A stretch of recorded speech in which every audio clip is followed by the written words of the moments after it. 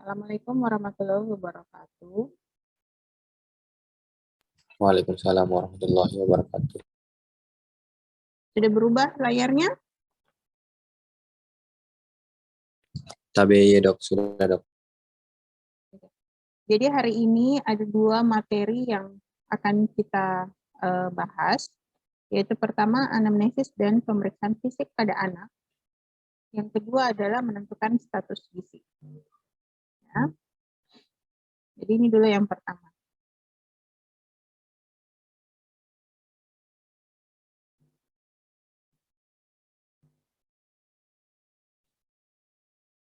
Oke. Pertama, kalau ada pasien anak yang masuk, maka dilakukan yang namanya adalah anamnesis. Anamnesis itu artinya kita bertanya dan mewawancarai baik pasien ataupun kalau tidak bisa berarti yang membawa pasien itu, keluarga pasien. Keluarga pasien belum tentu orang tua ya. Kadang pasien itu bayi dan dirawat sama neneknya, jadi neneknya yang bawa ke rumah sakit. Jadi siapapun yang tinggal bersama bayi itu, itulah yang kita lakukan wawancara. Anamnesis ada dua, yaitu auto dan alo. Auto itu berarti sendiri atau datanya itu dari pasien yang bersangkutan. Biasanya pasien itu sudah di atas 5 tahun, itu sudah mengerti apa yang kita tanyakan. Dan dapat merespon dengan baik. Di bawah 5 tahun biasanya agak susah, apalagi kalau mereka lagi kesakitan, maka akan susah dilakukan wawancara. Jadi wawancara ditanyakan kepada orang yang membawa pasien itu.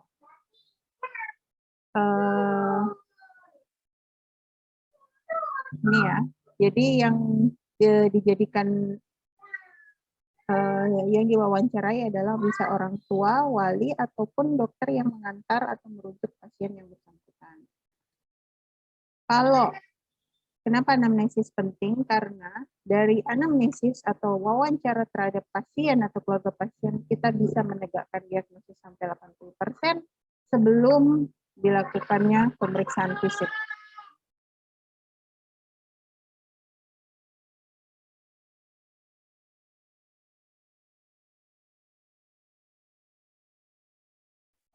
Ya. Jadi yang kalian harus tahu adalah cara menganamnesis supaya mereka mau menceritakan semua yang menjadi penyakitnya mereka. Itu namanya pendekatan holistik secara keseluruhan.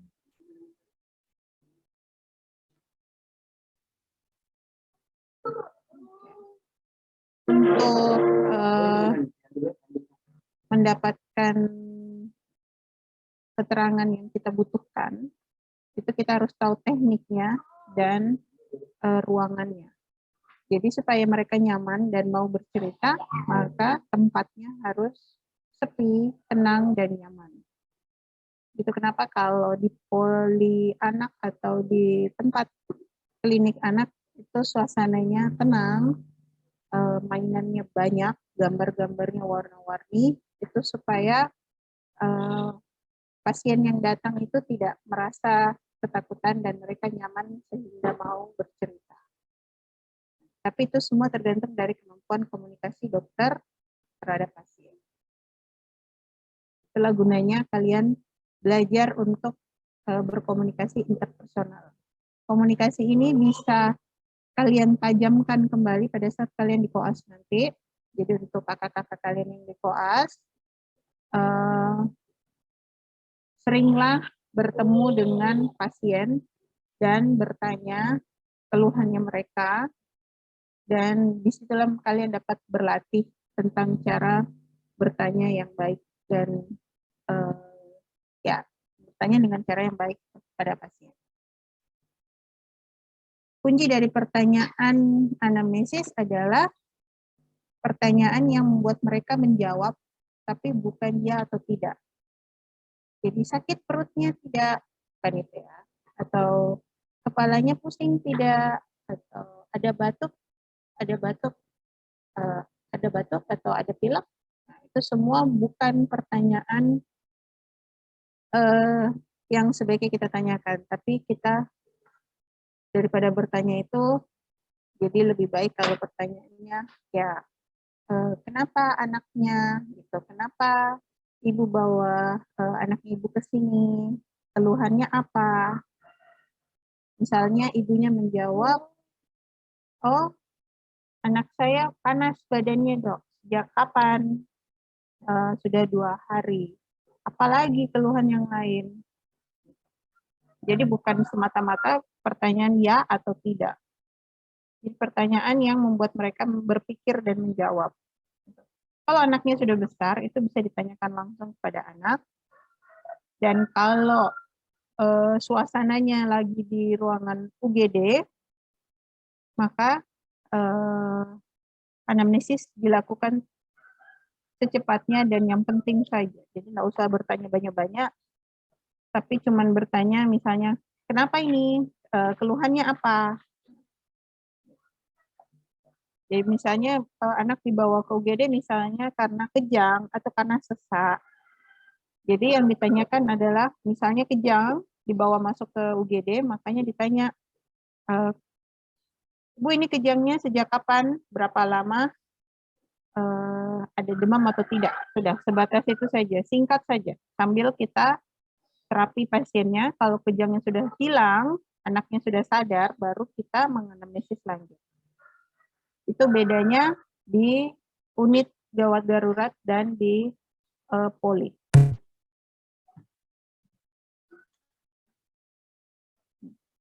Ada dua, ya.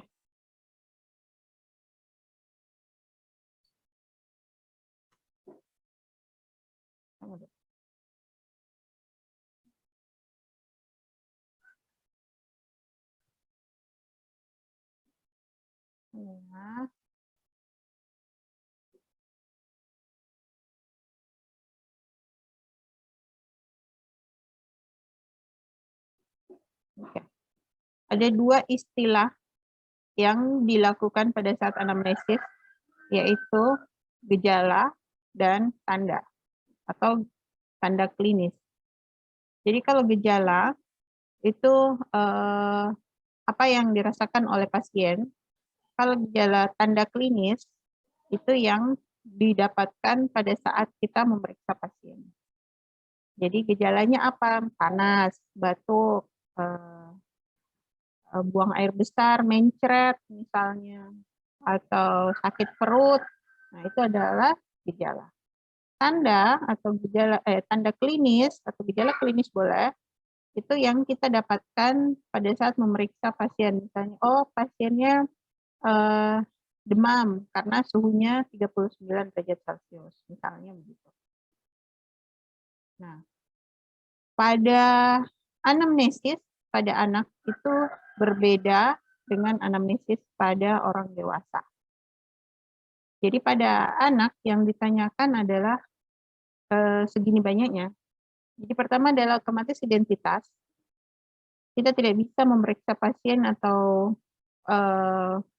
memeriksa pasien kalau identitasnya belum dilengkapi.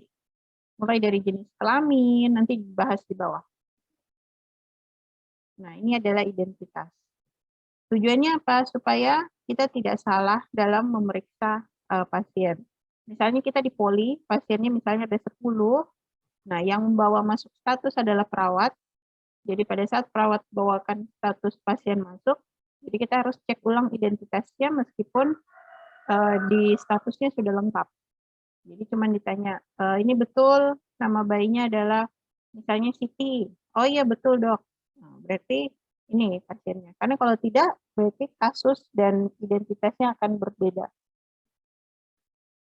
Tanya nama, umur, kelamin, nama orang tua, alamat, pekerjaan. Karena ada beberapa kasus atau beberapa penyakit yang berhubungan dengan identitas pasien.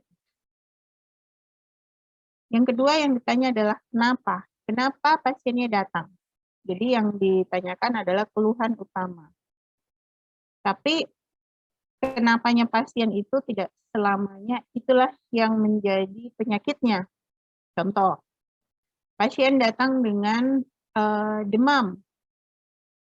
Dok, anak saya demam. Nah, jadi, tapi diagnosisnya bukan demam, bukan febris, gitu. Jadi misalnya demamnya selain demam ternyata dia batuk. Nah, jadi kalau ada demam, ada batuk, itu kemungkinan besar adalah infeksi saluran pernapasan akut atau ISPA. Ya.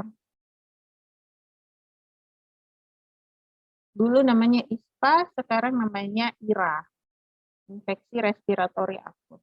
Jadi kalian harus familiar IRA atau ARIA, acute respiratory infection, terserah mau bahasa Inggris atau bahasa Indonesia. Kita pakai yang Indonesia saja, jadi kita pakai IRA. Jadi kalau ada dokter lain bilang ini sakitnya IRA, nah, kalian harus sudah paham bahwa maksudnya adalah ISPA. Yang kita tahu kan dari dulu adalah ISPA. Ya. Jadi begitu. Nah, ini adalah contoh yang satunya lagi. Anaknya tidak mau makan. Tidak mau makannya sudah lebih dari 1 minggu. Ternyata setelah diperiksa tidak mau makannya karena dia demam. Anak sakit itu pasti makannya sebagian besar adalah terganggu. Kita saja kalau sakit itu tidak mau makan, apalagi anak-anak. Ya. Nah, tapi yang dikhawatirkan sama ibunya adalah dia tidak mau makan, padahal demamnya itu sudah lama dan sering naik turun. Kalau demamnya naik turun, sering-sering panas, terus turun lagi, panas lagi, turun lagi, dan sudah lama, lebih dari seminggu atau 2 minggu, maka yang kita harus curiga, kalau demam lebih dari 1 minggu, yang pertama adalah TB paru atau TBC. Ya. Selain TB, ada 3 penyakit yang paling sering ditemukan pada anak dengan keluhan utama sering-sering panas. 1, itu adalah TB paru. 2, adalah infeksi saluran kencing. 3, apa? TB, ISK, sama bisa malaria, bisa apa lagi? Ada 3 itu, lupa 1. Tipes, sorry. Tifoid ya, demamnya lebih dari 1 minggu. Jadi tifoid, TB, dan ISK. Penyakit-penyakit yang disebabkan oleh parasit juga biasanya lebih dari 1 minggu. Kasus yang paling sering membawa anak ke rumah sakit adalah karena demam. Demam, panas, itu sama saja bahasanya. Demam itu bisa karena 2. Bisa karena infeksi, bisa karena non-infeksi. Non-infeksi gara-gara demam paling sering adalah karena dehidrasi. Jadi kalau anak dehidrasi, itu biasanya dia akan demam. Jadi jangan selalu terfokus anak-anak demam itu karena infeksi.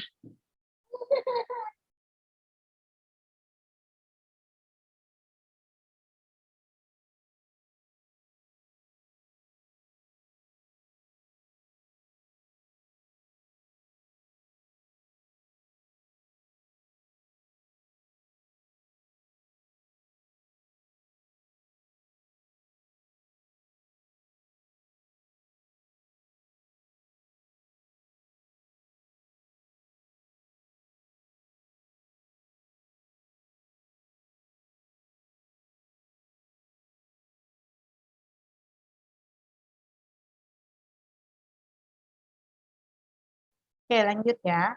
Kalau kita membahas demam, itu pertama yang ditanyakan adalah berapa lama dia demam. Jadi ada yang 1 hari, ada yang 1 minggu. Intinya adalah ditanyakan berapa lama, terus naik turun atau tidak demamnya, mendadak atau tidak, atau dia demam terus-menerus selama 24 jam. Setiap tipe demam itu menggambarkan penyakit tertentu. Dan kalian harus sudah bisa menguasai mana penyakit yang demamnya naik turun, mana yang demam terus-menerus, dan mana yang demamnya tiba-tiba muncul. Selain dengan demam, demam karena terjadi adalah di susunan saraf pusat, maka yang ditanyakan selain demam adalah teman-temannya. Misalnya kejang, ada gangguan kesadaran. Kalau anak besar biasanya dia mengigau, dan sebelum demam dia ada menggigil. Lalu kita tanyakan penyakit yang gejala lain yang menyertainya. Misalnya apakah ada mencret, muntah, atau sesak nafas.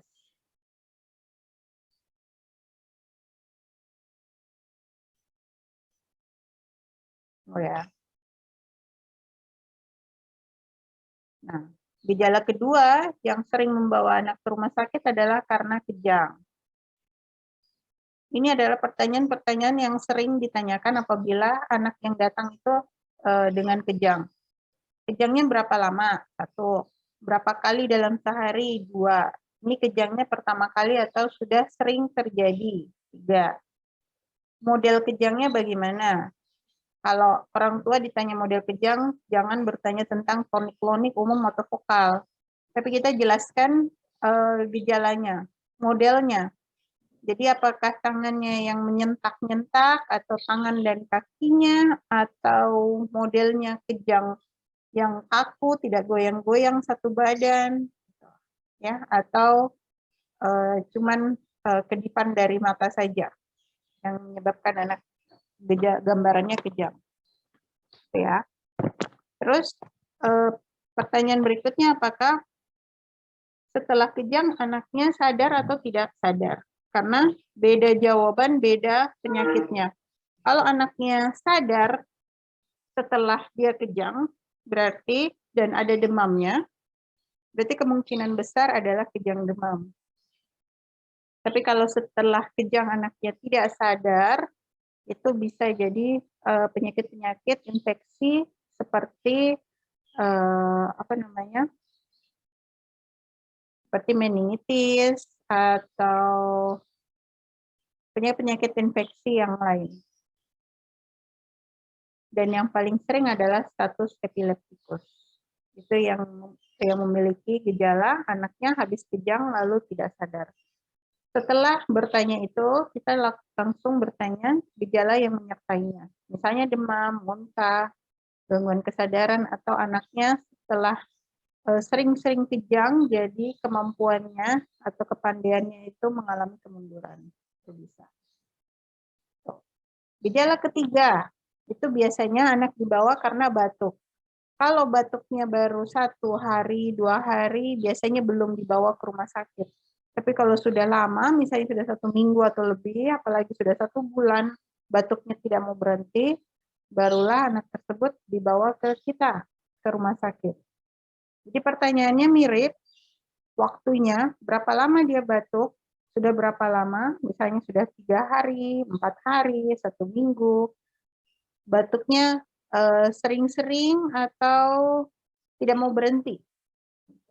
Kadang ada yang batuk sesekali dalam sehari, kadang ada yang batuk 1-2 kali, tapi setelah batuknya lama, bisa sampai 5-10 menit batuk tidak mau berhenti. Itu bisa. Model batuknya gimana? Dia batuk berlendir kah, atau berdahak, atau dia batuk kering, bisa. Terus lendirnya warna apa? Ada warna kuning, ada darah, warna merah, atau hijau, bisa. Baru kita tanyakan teman-temannya batuk. Jadi yang menyertainya misalnya kalau ada batuk biasanya ada sesak, terus ada mengi, ada muntah, atau biru, atau berat badannya menurun. Semua pertanyaan ini akan mengarahkan kita ke salah satu atau suatu diagnosis. Dan nanti kita tinggal melakukan pemeriksaan penunjang. Tapi kita sudah memiliki kecurigaan untuk beberapa penyakit tertentu. Nih, temannya batuk adalah sesak. Sesak itu biasanya ada 2. Bisa dari paru atau bisa dari jantungnya. Anak dengan penyakit jantung bawaan biasanya juga akan sesak. Ada juga yang tidak. Kalau penyakit saluran napas, ya gejalanya biasanya sesak. Kalau sudah berlangsung lama. Terus ditanya lagi, ini sesaknya sejak kapan waktunya? Biasanya kalau sesak itu tidak ditunggu 2 hari, 4 hari, tapi hitungannya adalah jam. Jadi misalnya, oh sesaknya dari tadi pagi dok, oh ini baru saja sesak dok. Jadi sesak itu lebih emergensi daripada batuk dan demam. Nah, ini bisa ditanyakan posisi, ini anaknya sesak pada saat tidur saja, atau berbaring, atau pada saat dia beraktivitas, dia sesak. Setiap bertanya sesuatu, kita tanyakan adalah teman-temannya. Jadi kalau kita tadi bertanya demam, demam itu berarti gangguannya ada di SSP, berarti yang menemani demam adalah semua gangguan yang ada di SSP, mulai dari sakit kepala, kejang, penurunan kesadaran, seperti itu. Sama dengan kalau kita tanya sesak. Sesak adanya di sistem saluran napas. Jadi semua yang ada di saluran napas kita tanyakan. Misalnya ada batuk, berlendir, sesak, biru, apalagi saluran napas. Apa ya? Itu dulu. Sakit dada bisa. Nah, nanti kalau kasusnya adalah mencret atau berak-berak, bahasa awamnya, kita tidak boleh, gejala tidak boleh dalam bentuk Latin. Jadi gejala itu selalu dalam bentuk bahasa sehari-hari atau yang dimengerti oleh orang awam. Orang awam taunya adalah mencret atau berak-berak. Nah, karena ada mencret itu di saluran pencernaan, jadi yang kita tanyakan adalah segala sesuatu yang berhubungan dengan saluran pencernaan. Jadi kalau sudah ditanyakan, ini mencretnya sejak kapan, akut dan kronik kita pakai batasan berapa? 14 hari. Berarti kalau dia sudah 14 hari, berarti dia sifatnya adalah kronik. Kalau di sebelum 14 hari berarti sifatnya akut. Beda waktu, beda diagnosis. Setelah waktu ditanyakan, jumlahnya ditanyakan. Berapa kali sehari? Atau dari tadi pagi sampai sekarang, itu beraknya sudah berapa banyak? Atau berapa kali? Nah, lebih nih 10 kali, Dok. Oke, berarti itu betul-betul diare yang bisa menyebabkan dehidrasi. Karena beraknya sudah banyak dan lebih dari 3 kali. Gitu. Banyak atau sedikit, tiap orang atau tiap orang tua itu mendeskripsikan banyak atau sedikit itu bervariasi. Ada orang yang bilang kalau sedikit itu misalnya 1 genggam. Kalau orang yang lain bilang 1 genggam itu masih banyak atau masih sedikit. Jadi bervariasi. Jadi kita yang menentukan sesuai dengan kemauan kita. Jadi kita bisa pakai patokan. Kalau 1 kali buang air, kalau anaknya masih pakai popok, itu berarti 1 popok itu bisa full atau sekitar kalau ditakar gelas itu sekitar 50 sampai 100 cc. Itu yang keluar. Jadi kalau mau pakai patokan gelas, kita pakai patokan setengah gelas aqua.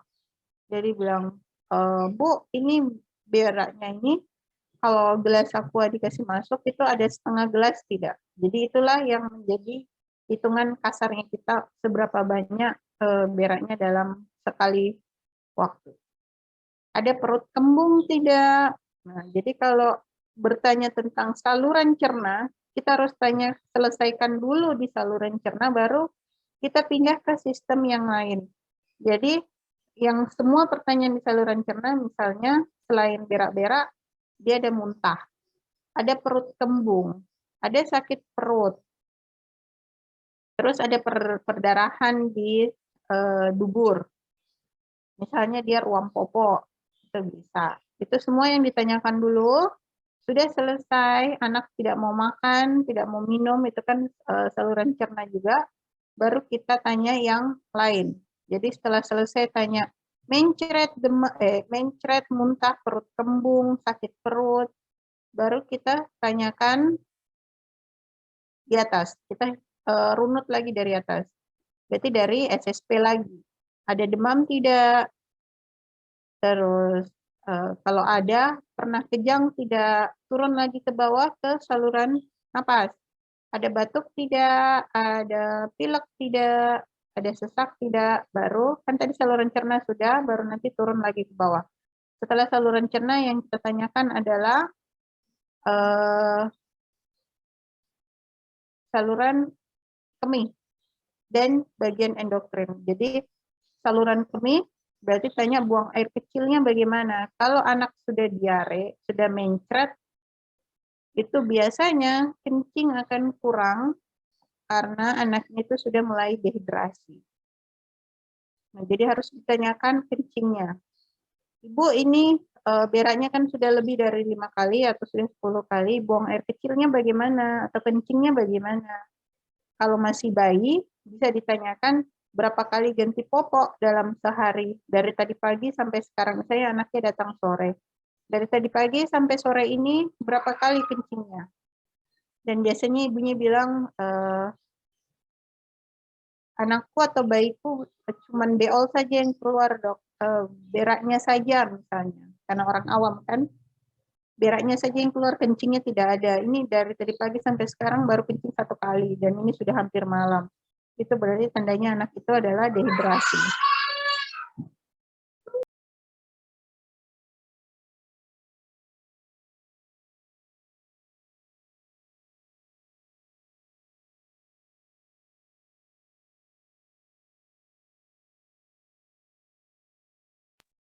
Di saluran cerna yang lain tadi adalah muntah ya. Ini yang ditanyakan karena semua berhubungan dengan saluran cerna.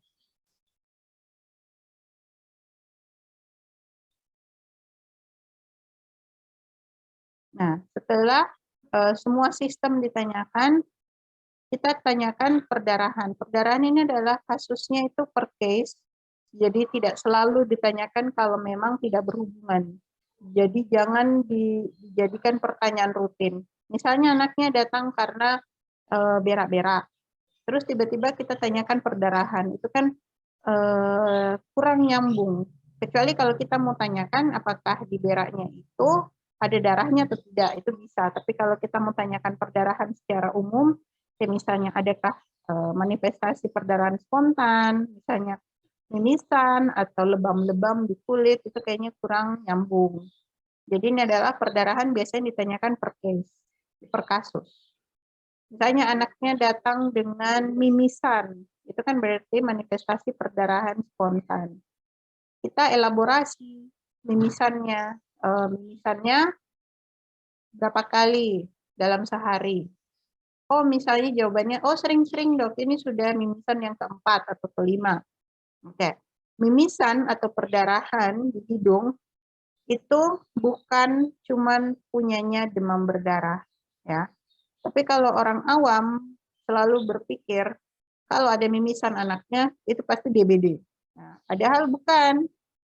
Tidak selamanya perdarahan di hidung itu DBD, demam berdarah. Itu bisa jadi yang lain karena penyakit perdarahan itu melibatkan tiga item, 3 hal. Pertama, perdarahan bisa terjadi karena gangguan di pembuluh darahnya. Yang kedua bisa terjadi karena trombositnya yang kurang, atau bisa terjadi karena faktor pembekuannya yang terganggu. Jadi ada 3 ya, trombosit, pembuluh darah atau kapilernya, dan pembekuan, faktor pembekuannya. Salah satunya terganggu, anaknya bisa perdarahan. Jadi bukan punyanya DBD seorang. Ya. Biasanya kalau ada penyakit perdarahan itu biasanya diturunkan. Jadi kita selalu bertanya apakah ada anggota keluarga yang pernah berdarah juga atau sering-sering berdarah. Riwayat trauma itu pasti, karena jangan sampai anaknya itu habis misalnya dipukul sama temannya, terus dia berdarah atau dia lebam di kulit, dan itu kita lupa tanyakan. Jadi kita sudah mencurigai penyakit-penyakit yang lain, padahal ternyata dia cuma akibat trauma saja. Nah, penyakit penyerta, demam, perut membesar, nafsu makan, pucat, ini semua kunci dari pertanyaan perdarahan, salah satunya. Kenapa? Karena ada demam, perut membesar, nafsu makan menurun, dan pucat, itu adalah gejala dari suatu keganasan. Jadi kanker. Kanker bisa 2 macam, kanker yang cair atau kanker yang padat. Kalau kanker yang padat berarti biasanya adalah tumor-tumor. Kalau kanker cair itu biasanya leukemia. Ya. Tuh. Tadi sudah bertanya tentang keluhan utama. Ada demam, ada batuk, ada muntah, ada sesak. Nah, kronologis yang ditanyakan adalah seperti ini. Sudah ditanyakan tadi, sudah dibahas lamanya, modelnya bagaimana, ringan atau berat, gitu. Pertama kali atau bukan, orang keluarganya ada yang menderita keluhan yang sama atau tidak, upaya yang sudah dilakukan orang tuanya supaya gejalanya berkurang itu apa. Misalnya, anaknya datang dengan demam. Jadi yang ditanyakan, Ibu, ini sudah kasih obat apa di rumah? Nah, jadi kita berbahasa, nggak usah baku-baku, nggak usah bahasa Indonesia yang baik dan benar. Itu bisa juga, tapi supaya kita lebih akrab dengan keluarga pasien, maka kita usahakan memiliki bahasa yang sama dengan pasien. Jadi kalau kita di Makassar, ya kalau bisa bahasa Makassar lebih bagus lagi kalau memang ternyata orangnya orang Makassar. Tapi kalau orangnya biasa-biasa saja, ya kita pakai gunakan bahasa Indonesia. Tidak usah terlalu baku, yang penting mereka mengerti apa yang kita tanyakan. Karena kadang kalau pasiennya dari kampung, itu tidak mengerti apa yang kita tanyakan, misalnya, Ibu, anaknya panas atau tidak? Bingung, apa itu panas? Ibu, anaknya demam tidak di rumah? Apa itu demam? Jadi kalau orangnya dari kampung dan dia adalah orang Makassar, kita bisa tanyakan bahasa Makassarnya demam apa? Parisi atau apa ya? Atau Bambang ya, Bambang Parisi, itu semua bisa ditanyakan. Jadi kita berusaha berbahasa sesuai dengan yang pasien supaya mereka mau mengutarakan keluhannya apa. Ya. Oh ya, tadi karena anaknya demam, terus ditanya sudah dikasih obat apa di rumah. Misalnya sudah dikasih, sudah kasih Sanmol. Jadi biasanya itu ibu-ibu pasien langsung ke merek tertentu. Tapi yang dimaksud adalah paracetamol. Jadi kalau kita menjelaskan, jelaskanlah dengan obat dengan bahasa generik, bukan langsung merek. Karena kalau merek itu banyak. Paling sering adalah pertama Sanmol, kedua adalah Tempra. Kadang juga dikasih Bufex. Jadi berbagai macam obat, kalau sudah sering didengar adalah kita mengerti, tapi kalau tidak mengerti obat apa yang disebutkan oleh pasien, kita langsung bisa searching. Ya, jadi itu HP langsung dibuka searching. Maksud ibu adalah apa? Ketik, oh ternyata adalah isinya sama, paracetamol, cuman mereknya saja yang beda. Nah, itu adalah penting. Kita mempunyai internet di sampingnya kita.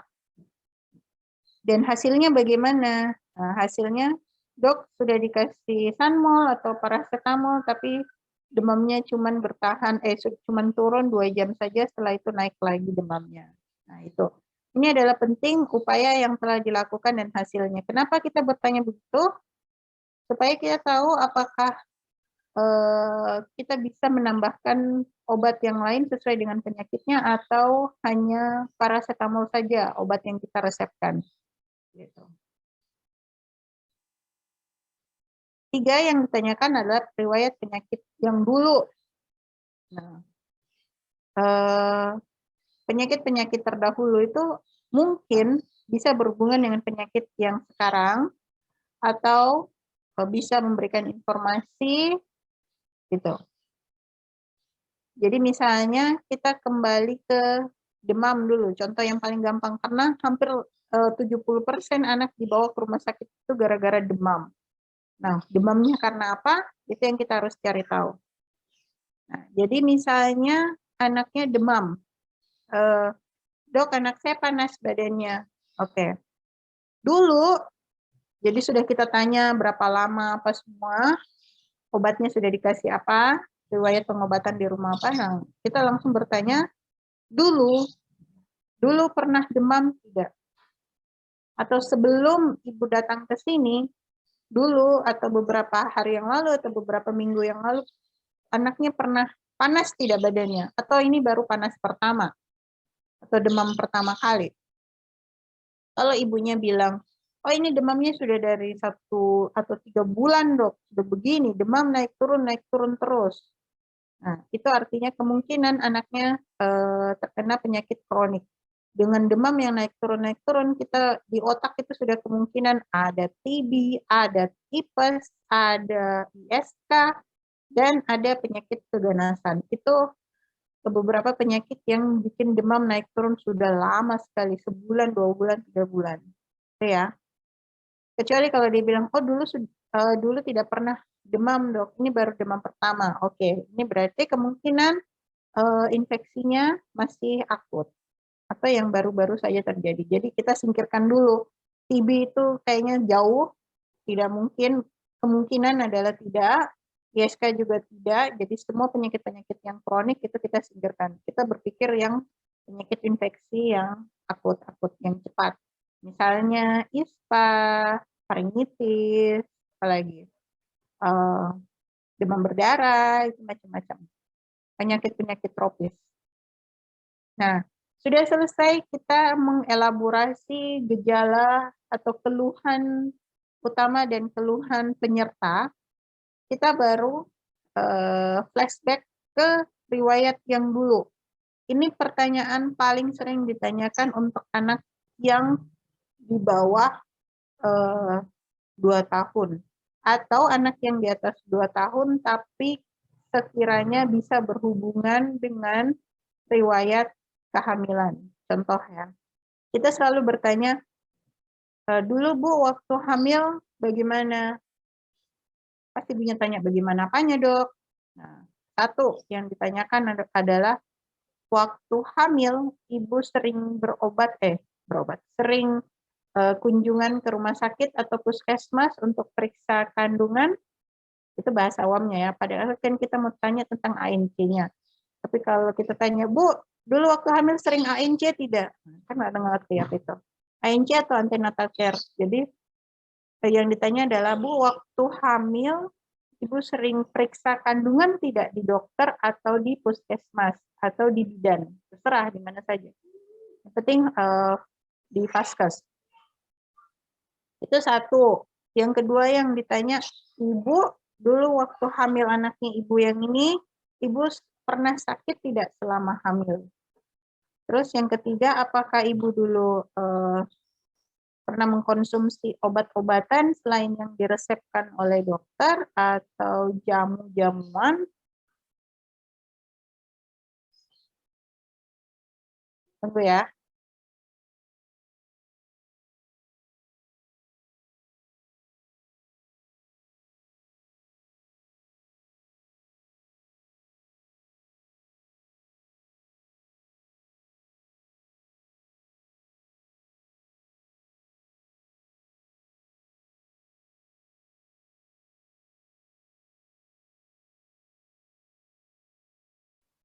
Oke, lanjut ya. Dulu waktu hamil, Ibu pernah merokok tidak? Karena ada beberapa wanita, apalagi wanita dari perkotaan atau sekalian wanita dari sangat pedesaan, itu memiliki kebiasaan merokok. Gitu. Jadi merokok, alkohol mungkin jarang ya, mungkin ibu-ibu dari perkotaan saja. Tapi jangan salah, kadang orang-orang di desa itu sering minum yang namanya balok. Kalau balok yang yang belum fermentasi tidak apa-apa, tapi kalau dia sudah fermentasi itu berarti sudah mengandung kadar alkohol, itu bisa berbahaya untuk janin. Kenapa kita harus tanya riwayat kehamilan padahal anaknya misalnya sudah besar? Itu tergantung dari penyakitnya kita mau curiga kemana. Kalau anaknya bukan infeksi, misalnya ya, anaknya sudah besar, 5 tahun, tapi pada saat kita periksa anaknya yang 5 tahun itu belum bisa, misalnya belum bisa duduk sendiri, belum bisa bicara, belum bisa memegang sendiri, belum bisa mandiri, dia hanya bisa terbaring saja, padahal dia sudah 5 tahun, 5 tahun itu harusnya sudah sekolah TK, dia masih baru bisa balik kiri, balik kanan, itu kan berarti sudah keterlambatan sekali. Kalau terlambat sekali itu berarti kemungkinan ada gangguan pada saat anaknya di dalam kandungan atau pada saat hamil ada infeksi.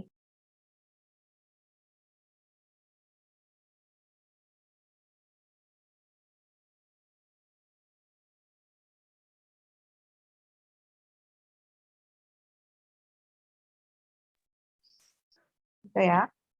Anak dengan gangguan perkembangan itu biasanya ada masalah pada saat ibunya hamil atau pada saat di masa neonatus atau 28 hari pertama kelahiran. Di situ ada gangguan, anaknya bisa mengalami delay atau keterlambatan di perkembangannya.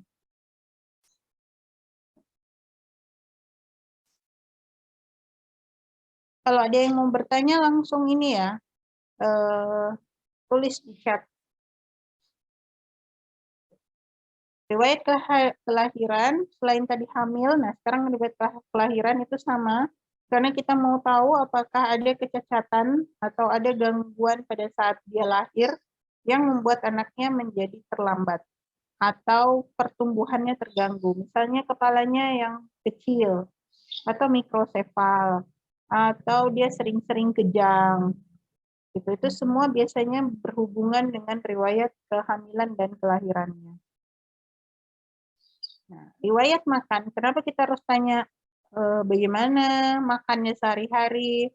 Apalagi kalau anak masih MPASI di bawah 1 tahun atau 1 tahun pertama, yang kita tanyakan adalah waktu selama 6 bulan, 6 bulan ke atas, MPASI-nya apa? Atau sekarang misalnya anaknya yang datang ke rumah sakit yang umurnya sudah 7 bulan, yang kita tanyakan di rumah sudah makan atau belum? Nah, kalau sudah makan, makanannya apa? Biasanya jawabannya bervariasi. Ada ibu yang sampai anaknya 7 bulan, ternyata anaknya belum dikasih makanan pendamping ASI. Padahal kan kita pakai standar waktu 6 bulan sudah boleh makan. Ini sampai umur 7 bulan, anaknya itu belum dikasih makan. Hanya ASI, menete, susu formula misalnya. Nah, itu ada 2. Di situ kita bisa intervensi. Jadi kita bisa bilang kalau anaknya harus makan. Nah, terus ibunya akan bilang, oh dok pernah saya kasih makan tapi anaknya muntah. Nah, jawaban yang paling bagus kalau ada kasus seperti itu adalah kita bilang, ibu, anak yang baru makan pertama kali pasti biasanya akan melepeh makanannya ataupun muntah karena itu adalah seperti benda baru yang dimasukkan ke mulut. Jadi mereka harus proses adaptasi dan mengenali makanan itu. Jadi kalau masih muntah 1-2 kali itu masih wajar. Jadi kita cari teksturnya. Jadi kalau dia nggak bisa terima bubur yang kita buat, kita haluskan lagi sedikit.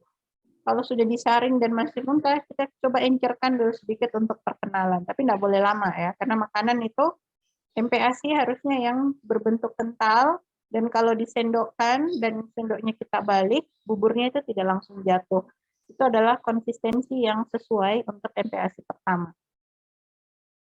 Gitu. Itu ilmu tambahan aja. Terus berapa kali dikasih dalam sehari? Ini pertanyaan biasa kita tanyakan untuk anak-anak yang GTM atau gerakan tutup mulut, atau yang berat badannya tidak mau naik segitu-gitu, atau anaknya kurus sekali, atau sekalian gendut sekali, atau yang malas makan. Itu semua pertanyaan yang biasanya kita elaborasinya lebih mendalam di poin riwayat makanan. ASI atau formula, sudah MPASI atau belum. Kalau sudah 1 tahun berarti dia harus sudah makan makanan keluarga. Kalau ibunya makan coto, anaknya juga harus makan coto, seperti itu. Itu sudah dilakukan belum? Karena ada kadang ibu sudah 1,5 bulan anaknya, sudah 1 tahun lebih, tapi masih dikasih bubur. Itu kan salah. Pertama, gizinya tidak akan cukup, karena anak sudah 1 tahun, dia membutuhkan gizi yang banyak, yang didapatkan dari nasi dan makanan padat. Harus aktif kamera. Ya. Jadi biasanya anaknya itu datang dengan kurus atau tidak mau makan, atau pilih-pilih makanan. Ya. 7. Setelah bertanya makan, kita tanya riwayat imunisasi. Kenapa harus ditanya imunisasi? Karena ada beberapa penyakit ini, lihat ya, Mulai dari hepatitis B, polio, BCG, DPT, HIV, PCV, rotavirus, influenza, MR atau MMR, JE atau Japanese encephalitis, varicella, hepatitis A, tipes, HPV, dan dengue. Ini semua adalah imunisasi yang diberikan untuk anak dari 0 sampai 18 tahun menurut IDAI. Yang kita pakai tabel terbaru adalah tahun 2020. Jadi kalau belum 2020 itu kita harus ganti dengan 2020. Kenapa? Karena beberapa jadwal dan jadwal dan usia dari imunisasi itu berubah di tahun 2020. Jadi harus selalu update dengan perkembangan imunisasi. Nah, penyakit-penyakit yang dapat dicegah oleh imunisasi, ini apabila terkena pada anaknya, kita tanyakan. Contoh, misalnya, apa ya? Anaknya misalnya cacar. Atau cacar, kita tanyakan, Ibu, waktu kecil, misalnya anaknya datang sudah usia sekolah ya, SD misalnya. Cacar itu jadwalnya menurut IDAI 2020 adalah diberikan 2 kali interval 6 minggu sampai 3 bulan. Gitu. Cukup 2 kali saja. Jadi ditanya, pernahkah imunisasi varicella atau cacar sebelumnya? Gitu. Biasanya kalau anak-anak yang sudah diimunisasi cacar atau divaksin cacar atau varicella, biasanya cacarnya itu tidak terlalu berat penampakannya.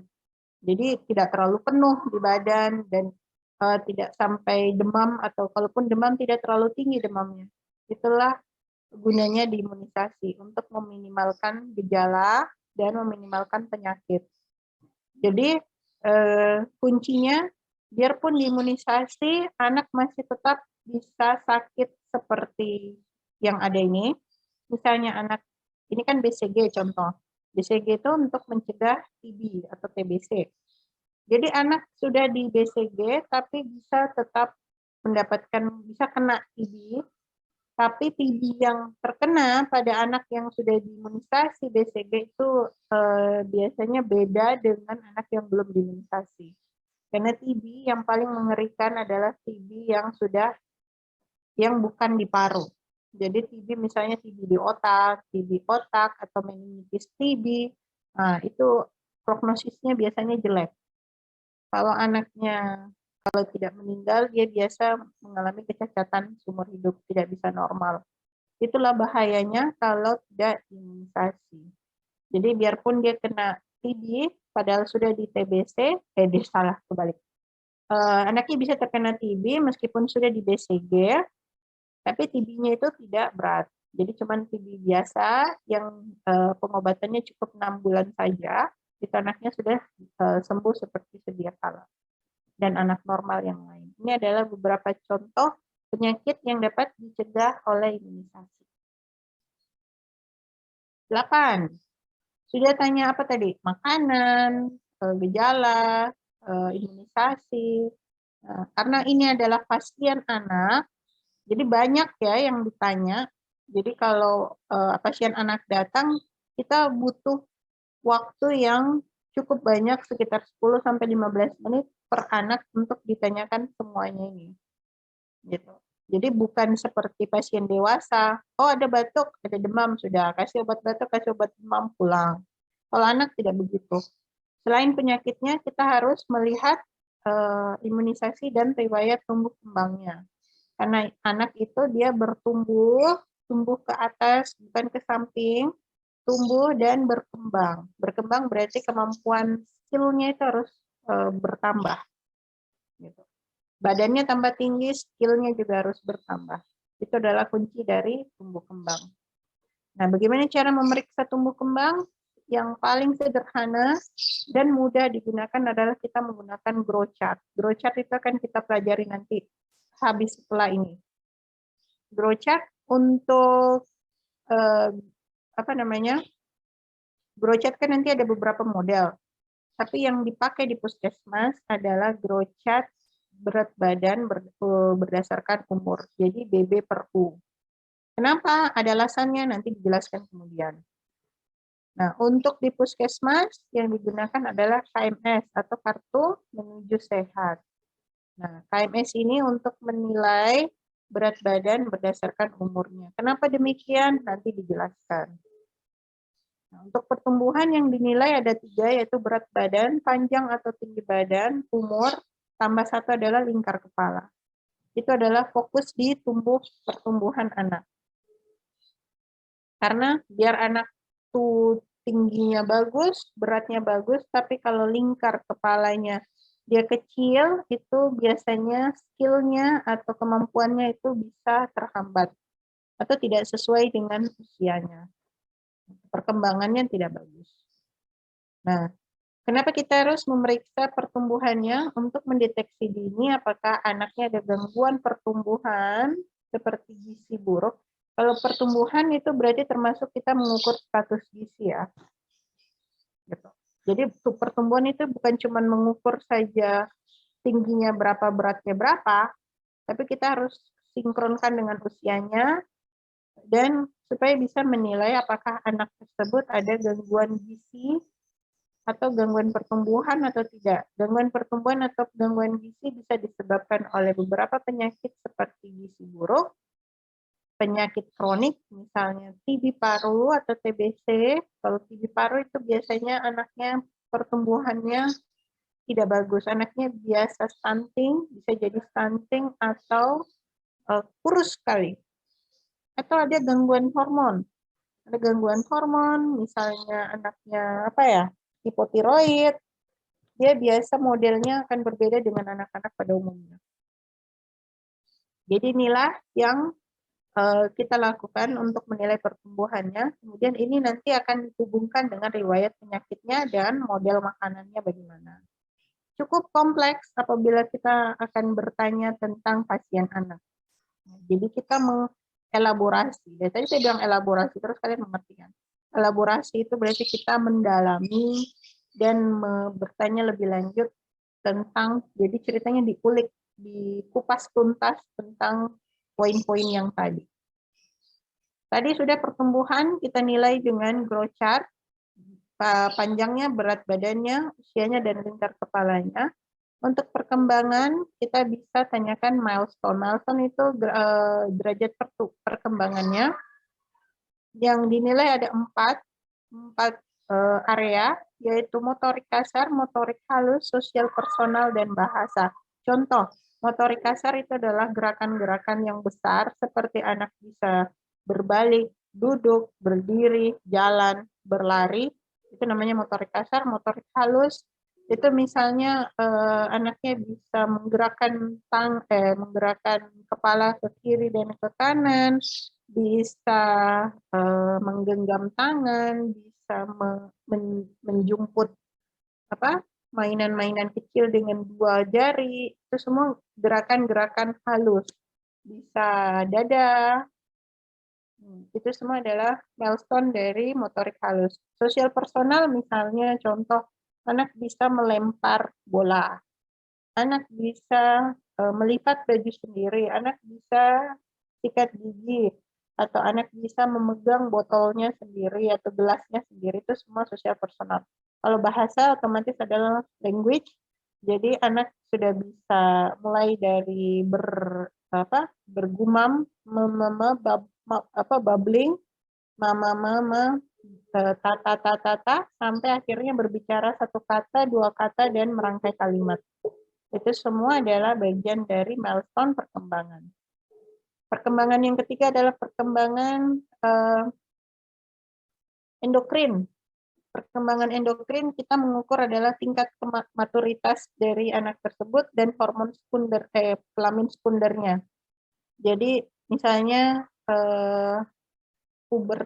kita menilai apakah anaknya pubertasnya sudah tumbuh atau belum, misalnya tumbuh rambut di sekitar kelamin, suara yang sudah berubah, atau sudah menark atau belum, dan lain sebagainya.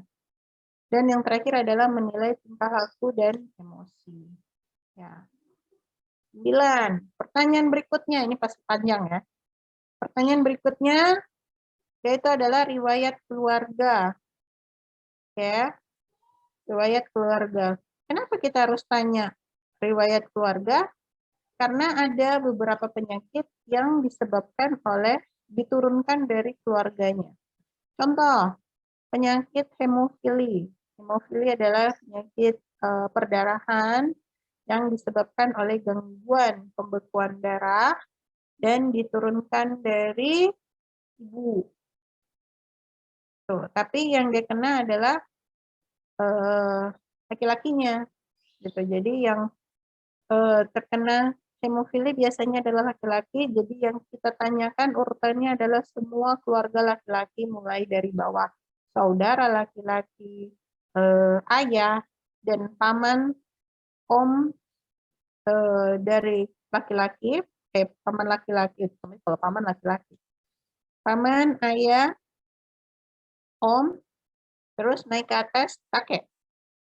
Gitu ya.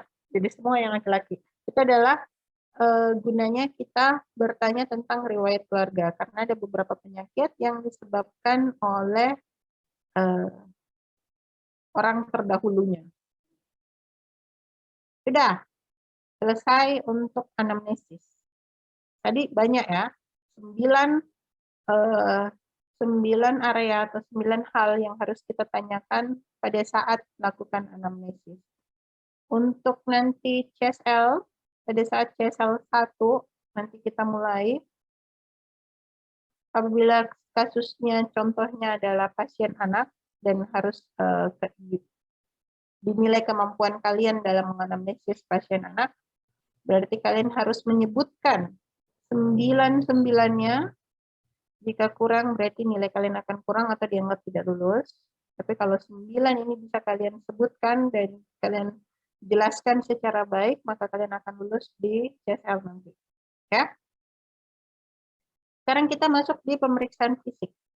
Pemeriksaan fisik, apa yang diperiksa pada anak dan apa yang diperiksa pada orang dewasa, itu secara garis besar adalah sama. Oke, satu. Bedanya cuma satu anak dan satu dewasa. Tapi cara pemeriksaannya kita harus memeriksa dari head to toe, dari kepala ke ujung kaki itu sama. Terus yang diperiksa ya mulai dari kepala apa sampai di ujung kakinya apa itu sama. Tapi yang membedakan adalah cara kita melakukan pemeriksaan fisik kepada anak itu beda pasti dengan orang dewasa. Dan yang kedua, interpretasi dari setiap nilai normal pada anak itu beda dengan orang dewasa. Ya, dua. Caranya beda, interpretasinya beda. Kalau pada orang dewasa, misalnya, contoh apa ya? Misalnya napasnya. Napas orang dewasa itu berkisar 15 sampai 25. Pada anak-anak, setiap umurnya itu akan berbeda. Semakin kecil umurnya, napasnya akan semakin cepat, dan semakin besar anaknya, napasnya akan berkurang. Jadi misalnya dihitung napasnya si bayi itu, napasnya pasien adalah 30 kali per menit. Tunggu dulu, kalau bayinya neonatus, misalnya pasiennya adalah neonatus, atau 28 hari pertama kehidupan, 30 kali per menit itu adalah normal. Tapi kalau anak 3 tahun atau 4 tahun napasnya 30 kali per menit, itu berarti dia sudah sesak. Itu ya bedanya ya. Jadi di setiap kelompok umur itu beda. Interpretasi dan nilai normalnya beda. Oke. Sekarang kita masuk ke pemeriksaan fisik. Pemeriksaan fisik harus mengikuti kaidah-kaidah di bawah ini apabila pasien kita adalah pasien anak. Pertama, di mana yang sakit itu yang diperiksa paling terakhir. Karena anak itu sering menangis dan tidak mau bekerja sama, jadi kita usahakan yang menyakitkan dan mengerikan kita periksa paling terakhir. Contoh, misalnya anaknya datang dengan sakit perut. Jadi bagian perut adalah bagian terakhir yang kita periksa. Kita periksa mungkin tanda vitalnya dulu, kepalanya, badannya, dadanya, kakinya, baru terakhir kita periksa perutnya. Sama dengan kalau misalnya ada telinga yang keluar cairan dari telinga, misalnya otore. Nah, keluar cairan dari telinga, maka telinga adalah organ terakhir yang kita periksa. Kita periksa dulu yang lain, periksa parunya, dadanya, perutnya, semuanya bagus, baru terakhir kita periksa telinganya. Kapan kita balik, yang nyeri duluan, kita periksa, yakin dan percaya, habis itu anaknya tidak mau lagi diperiksa. Dia akan meronta-ronta, biarpun dipegangnya akan susah, jadi kita tidak bisa mendapatkan apa yang kita butuhkan. Misalnya dia sakit perut, oh ternyata dia sakit perut, misalnya sakit perutnya sudah lama, ada batuk-batuk juga, tapi batuk-batuknya itu kita tidak bisa temukan rongki atau tidak di batuknya atau lendirnya kalau anaknya tidak kooperatif dan diam pada saat diperiksa. Ya, ini ya formatnya sama dengan orang dewasa, tapi susunannya yang beda. Yang ketiga adalah pada saat pemeriksaan fisik, jauhkan alat-alat yang kita gunakan kalau tidak butuh-butuh amat. Makanya senjatanya dokter anak adalah mainan. Dan semua instrumennya berbentuk mainan. Contoh, stetoskop. Stetoskop itu senjatanya dokter anak dan interna sama. Jadi kita mengandalkan stetoskop untuk memeriksa. Tapi pada anak, stetoskopnya yang banyak dijual adalah stetoskop yang berwarna-warni dan ada mainannya. Jadi misalnya stetoskopnya berbentuk kucing, kepala kucing, bisa panda-panda, itu semua bisa eye-catching. Eye-catching itu bisa menarik perhatian anak, sehingga dia tidak takut. Dan seperti main dokter-dokteran di rumah. Jadi bikin suasana senyaman mungkin dan semenarik mungkin supaya anaknya mau diperiksa. Nih, secara umum pemeriksaan harus secara sistematik dari kepala ke kaki. Tapi kalau anaknya tidak kooperatif, tadi yang paling sakit itu yang diperiksa paling terakhir. Bagaimana cara memeriksa anak itu tergantung dari kelompok usianya. Anak di bawah 6 bulan itu biasanya diperiksa di atas selimutnya yang dia pakai atau bedongnya gitu, atau bedong. Kalau orang bule bilangnya kot, tapi kalau kita ya bedong. Jadi di meja periksanya itu dialasi oleh bedongnya tadi atau selimut-selimutnya tadi supaya tidak dingin. Setelah anak bisa duduk 6 bulan ke atas 2 tahun, itu anak nyamannya pada saat dipangku oleh yang membawa, biasanya oleh ibunya. Jadi ibunya bisa pangku anaknya, baru kita periksa di pangkuan ibu. Kalau tidak memungkinkan untuk berbaring. Kalau sudah di atas 3 tahun, anaknya sudah bisa disuruh, jadi kita bisa suruh mereka untuk berbaring atau duduk di atas meja periksa. Untuk bayi-bayi, ya, beda untuk cara pemeriksaan bayi dan pemeriksaan anak besar. Pertama, periksanya di pangkuan ibu. Kedua, otomatis karena bayi dia memakai popok. Gitu. Kalau dilepas popoknya itu biasanya membuat bayi tidak nyaman, apalagi kalau dia sudah pipis atau pup. Jadi biarkan popoknya terpasang. Terus kalau memang kita membutuhkan pendengaran yang baik, misalnya kita mau periksa bunyi jantung, apakah ada bising jantung atau tidak, itu tidak akan bisa kita dengar kalau anaknya meronta-ronta. Jadi biasa digunakan empeng ataupun dotnya. Kalau dia minum pakai dot, jadi kita suruh ibunya kasih minum dulu, sementara dia minum, pakai dot kita periksa. Terus suaranya, kalau dokter anak dia tidak boleh suara keras, tidak boleh teriak-teriak, jadi biasanya halus. Dan selalu mendengarkan yang paling susah didengarkan dulu. Jadi kalau misalnya kita mau auskultasi, jadi yang diperiksa pertama adalah jantungnya dan parunya dulu. Baru habis itu periksa perutnya.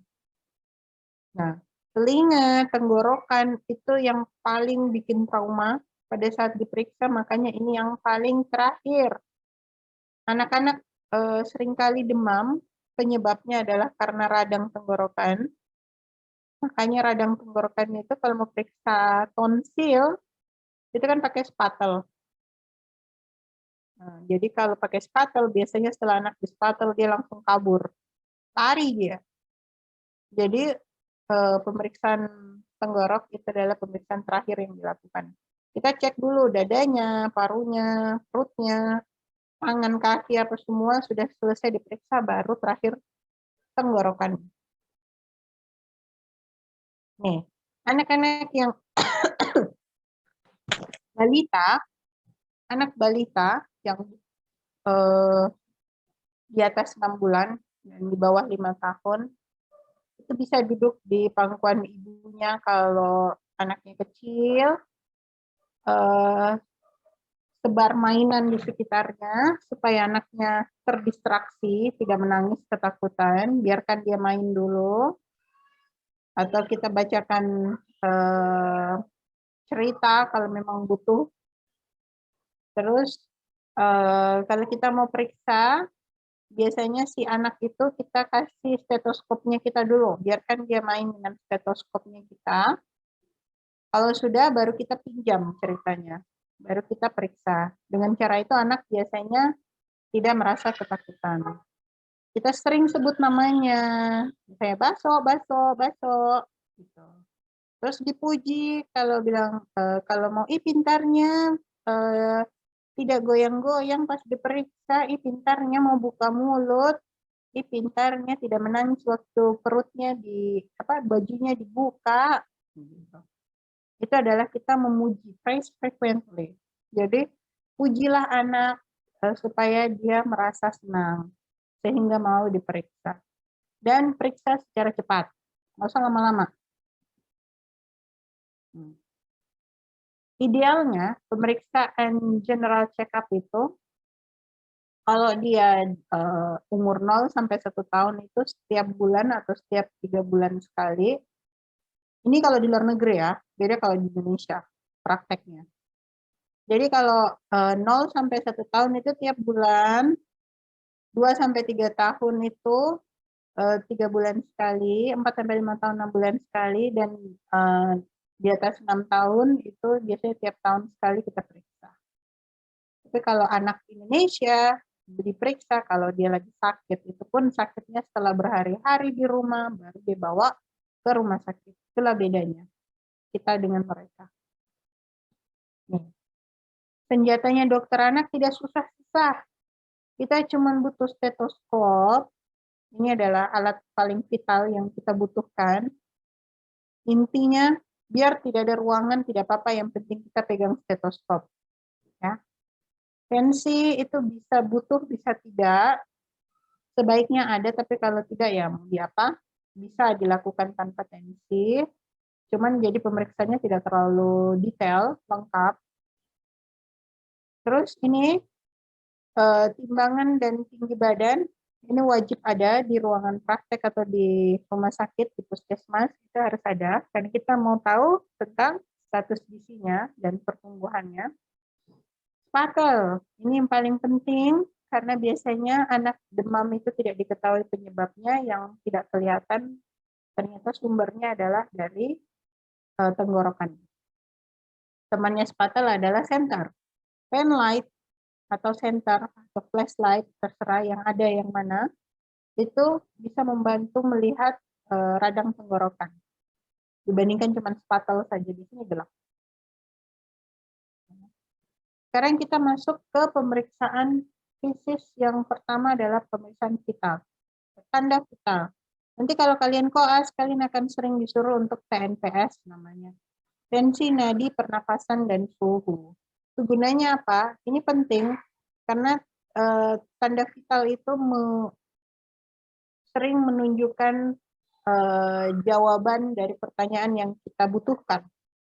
Misalnya tensinya ternyata anaknya datang dengan sakit kepala, anak besar ini, ternyata setelah diperiksa tensinya tinggi, berarti dia bisa hipertensi juvenile atau hipertensi pada anak. Itu bisa. Ya. Jadi tensi atau tekanan darah itu sebaiknya dilengkapi ada di tempat kerja kita. Nadi itu tergantung dari umur, dan nadi dan napas itu biasanya bergantung dari faktor lingkungan. Bisa jadi dari suhu badan. Jadi ceritanya kalau anaknya demam, nadinya bisa meningkat, napasnya juga bisa meningkat. Itu kalau anak demam ya.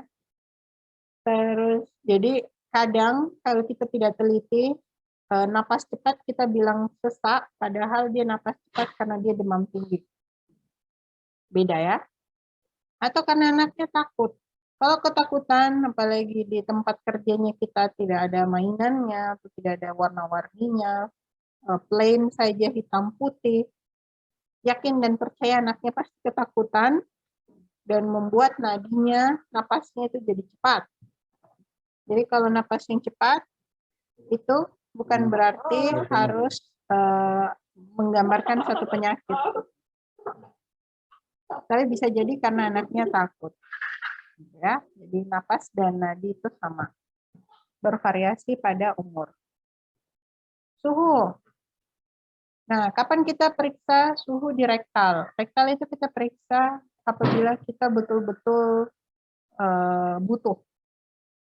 Nah, anak kalau dikasih masuk termometer ke rektalnya, yakin percaya dia kabur. Jadi biasanya pemeriksaan suhu rektal itu dilakukan pada neonatus.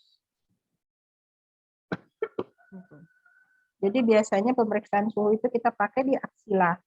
Aksila atau ketiak ya. Tuh. Jadi sekarang pemeriksaan vital itu ada 5 poinnya, bukan 4 lagi. Dan yang kelima adalah apa? Apa ya?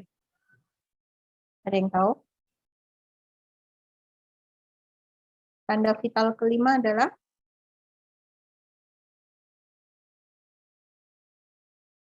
apa? Ini kenapa? Kenapa? Tapi dok, napasan. Enggak, aku dengar berdengung. Bisa diulang? Tanda vital kelima adalah? Beda nyeri dok. Nyeri. Lanjut ya. Jadi untuk pemeriksaan fisik, yang pertama adalah napasnya. Ini adalah list dari range napas normal pada anak. Ini beda-beda tadi yang sudah kita ceritakan. Kalau anak napasnya 30 kali per menit, itu tergantung usianya. Kalau dia kalau dia neonatus, sampai 28 hari, itu napasnya normal, 30 kali per menit. Tapi kalau sudah 4 tahun, 30 kali per menit itu berarti sudah cepat, karena normalnya cuma 20 sampai 25 kali per menit. Paham ya? Jadi tergantung umur. Jangan mensamaratakan kalau misalnya 30 kali per menit napas itu berarti sesak. Tidak selalu begitu. Sesuai umurnya. Sama dengan heart rate atau laju dan jantung atau frekuensi jantung. Heart rate bervariasi, kalau di bawah 3 bulan biasanya sampai 200 itu bisa dan masih masuk akal, tapi kalau sudah sampai 2 tahun itu biasanya akan berkurang.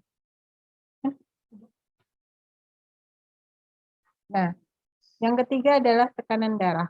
Tensi, kita mengukur tensi itu tidak sembarang tensi ya.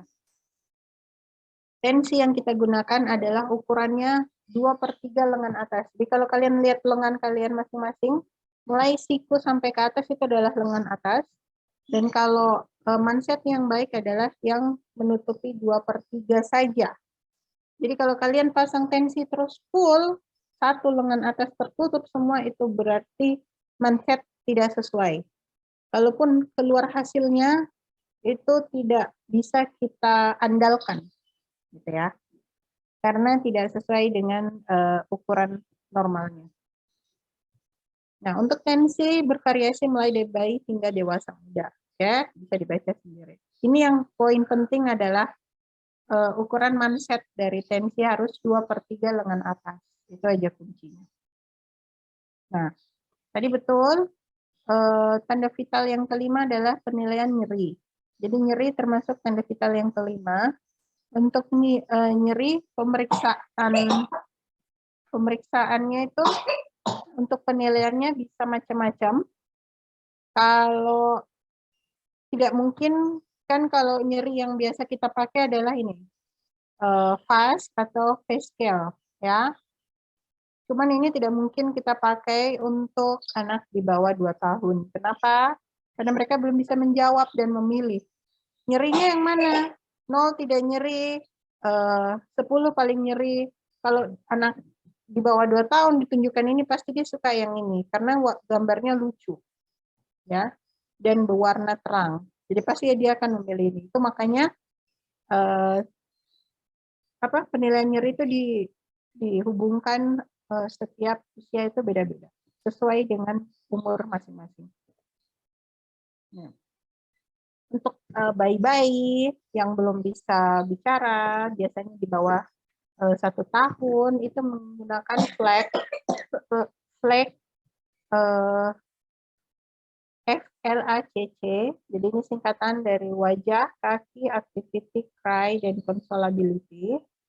Consolability itu kemampuan untuk ditenangkan. Apakah anaknya bisa ditenangkan atau tidak.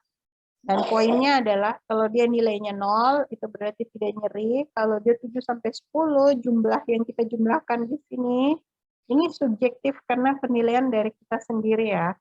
Itu nyerinya berat sekali. Tapi dengan cara ini kita bisa paling tidak menebak menebak derajat nyeri pada bayi. Karena bayi belum bisa ngomong. Ya. Nah, kalau anaknya sudah mengerti, biasanya di atas 2 tahun ini. Apalagi anak-anak TK itu sudah bisa disuruh tunjukkan yang mana sakitnya. Dan kalau untuk anak-anak yang sudah besar, sudah sekolah, sudah mengerti angka, kita bisa jelaskan dengan visual analog scale.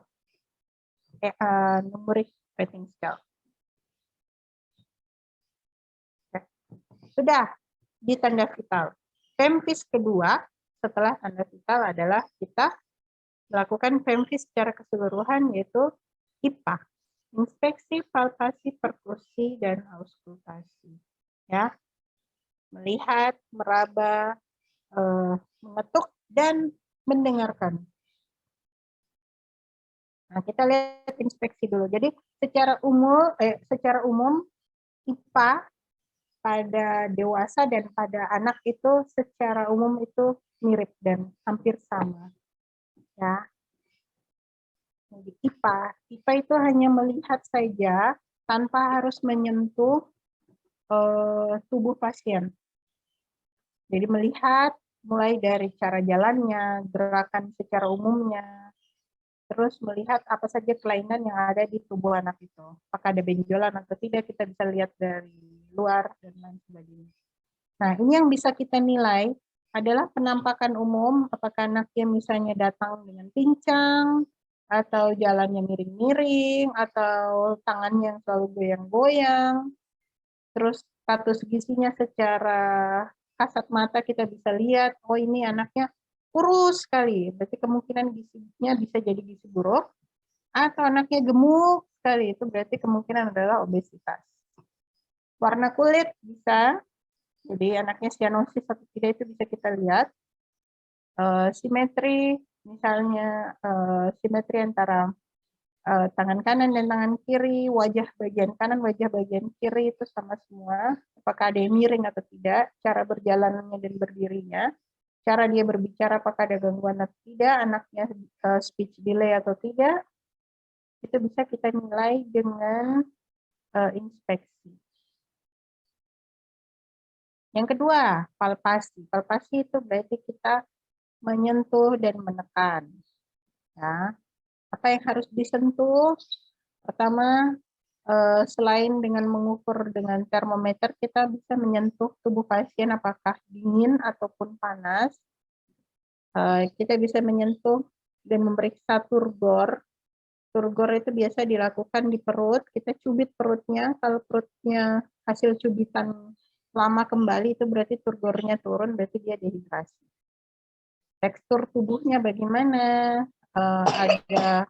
ada lebam atau tidak, itu semua bisa diperiksa dengan palpasi. Yang nyeri pada saat disentuh itu ada atau tidak. Nah, yang harus dilakukan pada saat kita palpasi pasien adalah tangan kita harus hangat. Jadi kalau tangan kita dingin, itu kalau kita pegang pasien, itu pasti kita bilang pasiennya lagi demam. Padahal tangan kita yang dingin. Anaknya biasa-biasa saja suhunya. Ya. Kuku harus pendek. Kalau mau jadi dokter, apalagi dokter anak, itu tidak ada yang namanya mani-pedi, itu tidak ada. Kuku terpotong pendek dan rapi dan bersih. Karena kuku panjang bisa melukai bayi yang kita periksa. Tuh. Kalau ada daerah yang bengkak atau nyeri, misalnya lututnya bengkak, misalnya, maka lutut bengkak itu yang kita periksa paling terakhir. Dan selama kita menyentuh pasien, kita harus ajak bicara. Misalnya, bajunya bagus sekali, warnanya pink, gambarnya apa itu? Nah, itu adalah salah satu cara untuk mengalihkan anak supaya mau diperiksa atau disentuh badannya. Dan harus sudah tahu dan waspada pada setiap reaksi yang ditimbulkan pada saat kita menyentuh. Apalagi kalau kita menyentuh daerah yang bengkak atau nyeri. Biasanya misalnya anaknya datang dengan mams. Jadi kalau kita pegang daerah lehernya yang bengkak, biasanya anaknya biar belum dipegang, dia sudah menghindar memang. Nah, itu karena dia nyeri. Jadi kita harus awas dengan perubahan gerakan. Kalau kita menyentuh pasien harus pelan-pelan, jangan buru-buru. Pertama, kita tidak menakuti pasien. Yang kedua, kita bisa mendapatkan apa yang kita mau dapatkan. Gitu. Pokoknya jangan buru-buru. Anak itu selalu pelan-pelan, hati-hati, dan pengalihannya banyak. Beda orang dewasa. Orang dewasa itu paling enak kalau diperiksa. Tinggal periksa saja karena mereka akan menurut. Diam. Kecuali kalau pasiennya dari memiliki gangguan jiwa. Itu agak susah mungkin ya. Kalau pasiennya biasa-biasa saja ya gampang. Anak memang butuh teknik tertentu. Itu makanya dikuliahkan di kuliah kali ini.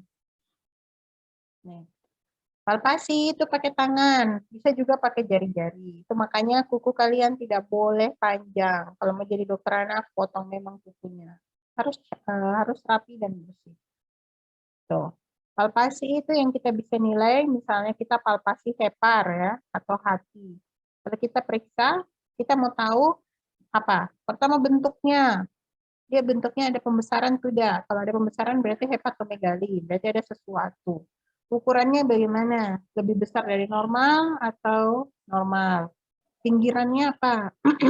Hepar, pinggirannya itu berarti licin dan tumpul. Jadi kalau dia pinggirannya tidak rata, berbenjol-benjol, berarti kemungkinan di heparnya ada suatu tumor. Ya. Dan nyeri. Kalau pada saat kita menekan daerah hepar, anaknya menjerit, itu berarti kemungkinan ada inflamasi di daerah hepar, gitu ya. Nih, kalau mau pakai dua tangan itu biasanya untuk mengetahui ada cairan di ginjal atau pemeriksaan ginjal. Palpasi ginjal itu dengan dua tangan. Selanjutnya, sudah disentuh-sentuh, sudah dilihat-lihat, habis melihat, menyentuh, kita ketok. Nih, ketok-ketok pada dewasa dan pada anak itu secara garis besar sama. Bunyinya juga sama. Jadi kalau yang normal, kalau paru, ketok-ketok, itu namanya sonor. Perkusi yang normal pada perut itu timpani, ototnya peka. Kalau dia hipersonor itu antara sonor perubahan dari pemeriksaan paru ke perut. Dada ke perut itu berarti biasanya hipersonor. Nih, sudah ketok-ketok, yang terakhir baru diauskultasi. Tapi kalau pada anak, auskultasi itu dilakukan lebih dulu, baru diperkusi. Kenapa? Kalau kita sudah perkusi, kita ganggu peristaltik usus. Sudah pencet-pencet perutnya, sudah ditekan-tekan, itu berarti peristaltiknya biasanya lebih meningkat. Jadi kalau kita pemeriksaan palpasi, baru auskultasi, biasanya peristaltik usus meningkat. Biasanya ada gangguan pencernaan. Kalau auskultasinya pemeriksaan ususnya meningkat, bising usus meningkat. Padahal itu karena kita habis ganggu ususnya baru kita periksa. Makanya pada anak auskultasi dulu, baru perkusi. Ya. Apa saja yang bisa didengar? Pertama suara nafas, yang kedua jantung. Mulai dari bunyinya jantung sampai apakah ada bising jantung atau tidak. Yang terakhir adalah usus, aliran darah kalau bisa. Sudah IPA, inspeksi perkusi, palpasi dan auskultasi, kemudian kita periksa apa? Dari ujung rambut ke ujung jari. Pemeriksaan penilaian fisik atau pemeriksaan fisik ini bisa digabungkan. Mau periksa IPA-nya dulu, tapi sebaiknya kita gabungkan. Jadi sekaligus kita pemeriksaan dari ujung rambut ke ujung jari, kita lakukan IPA-nya sekalian. Ya. Ini general appearance dan behavior, kita menilai apakah anaknya ada gangguan pada wajah, pada gerakan.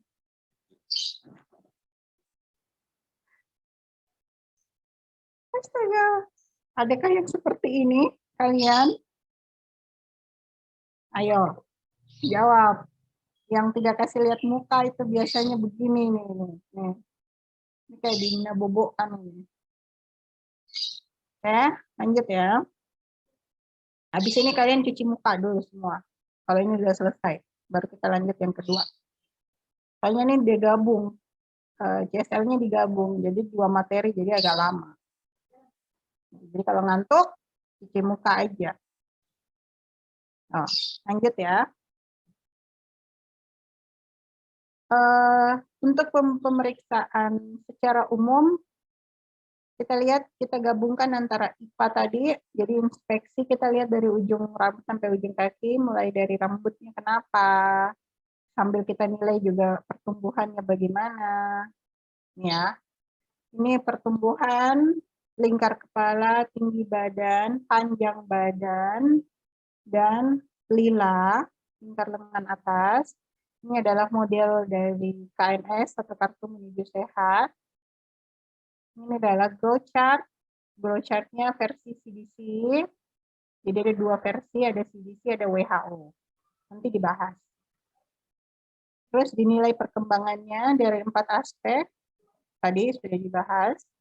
Penilaian perkembangan, menilai 4 aspek itu dengan cara KPSP, kuesioner, jadi ini kuesioner yang kita bagikan dan kita tanyakan ke orang tua pasien, pra-screening perkembangan.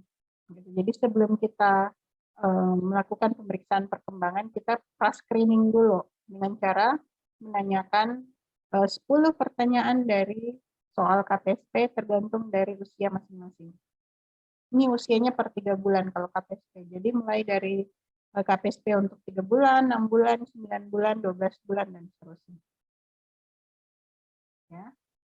Dari atas, ujung atas ke bawah ini yang kita periksa, mulai dari pemeriksaan umum, kulit sampai kaki, otot, dan neuromuskular.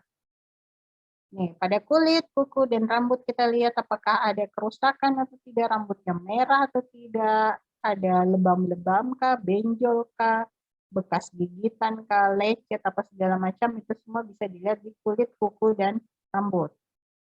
Ini kita mau cari apakah ada trauma atau ada infeksi. Ya. Nih. Penyakit kulit yang sering terjadi, ini semua bisa merah-merah, benjol-benjol, ada bulanya, vesikelnya, ada nanahnya, dan lain sebagainya. Ada krustanya atau bercak merah, purpura, echinosis, gitu ya. Kalau ada purpura, peteki, ekimosis itu namanya perdarahan di bawah kulit, berarti biasanya ada penyakit perdarahan. Ya, untuk sirkulasi kulit, ini kita masih di seputar kulit. Kalau ada warna yang berubah di kulit, berarti ada gangguan pada tubuh. Jadi warnanya biasa ada pucat, ada mottling, ada cyanosis. Kalau pucat, itu berarti aliran darah ke seluruh tubuh berkurang. Mottling ini biasa kita dapatkan pada bayi yang kedinginan. Jadi kalau ada bayi, dia misalnya bajunya lagi dibuka, mau diperiksa, itu biasa kulitnya berubah jadi mottling. Karena kulitnya itu dia kayak bercak-bercak warna biru karena vasokonstriksi. Kalau mau lihat gambarnya, saya lupa kasih masuk gambarnya. Kalau lihat mottling itu bisa kalian searching sendiri. Ketik aja mottling, nah, keluar nanti itu semua supaya kalian tahu. Cyanosis sudah tahu ya, jadi mukosanya biru. Nih. Pemeriksaan yang selanjutnya adalah kepala, mata, telinga. Ini biasanya kita periksa secara mendalam kalau kita ke dokter THT dan dokter mata. Tapi secara umum kalau kita punya alatnya kita bisa periksa juga. Secara cepat kita melihat apakah kepalanya ada simetris atau tidak, lehernya ada benjolan atau tidak, matanya ada merah, ada kelainan atau tidak, telinganya ada gangguan pendengaran, apakah ada cairan, ada kotoran telinga, itu kita menilai infeksinya.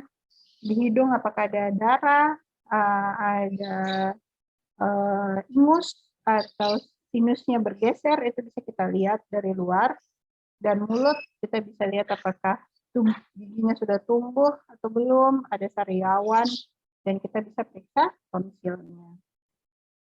Ini tadi ya, ini beberapa model-model kepala. Nah, jadi kalau ada model begini, ini kita bisa lihat apakah ada kelainan dari kepalanya atau tidak. Ini adalah model-modelnya, dia miring kiri, miring kanan, besar di atas, besar di bawah, dan lain sebagainya. Mata, yang mau dilihat pada mata yang paling gampang adalah dia matanya juling atau tidak. Yang kedua dia merah atau tidak. Tapi untuk menilai dia ada gangguan refraksi atau dia rabun jauh atau kabur matanya tidak, kita bisa konsul ke dokter mata. Ya. Secara umum kita cuma melihat dia merah atau tidak, juling atau tidak, gitu. Dan mampu melihat atau tidak. Ya. Telinga yang paling gampang diperiksa adalah pertama modelnya, ukurannya, tertutup atau tidak. Kalau tertutup berarti ada kelainan kongenital. Terus ada darah atau tidak, atau ada infeksi telinga atau tidak. Nih, secara umum kita bisa periksa dengan pen light, tapi kalau ada alat pemeriksaan telinga itu bisa kita periksa juga. Tapi kalau kita tidak yakin, bagus kita konsultasikan ke dokter THT.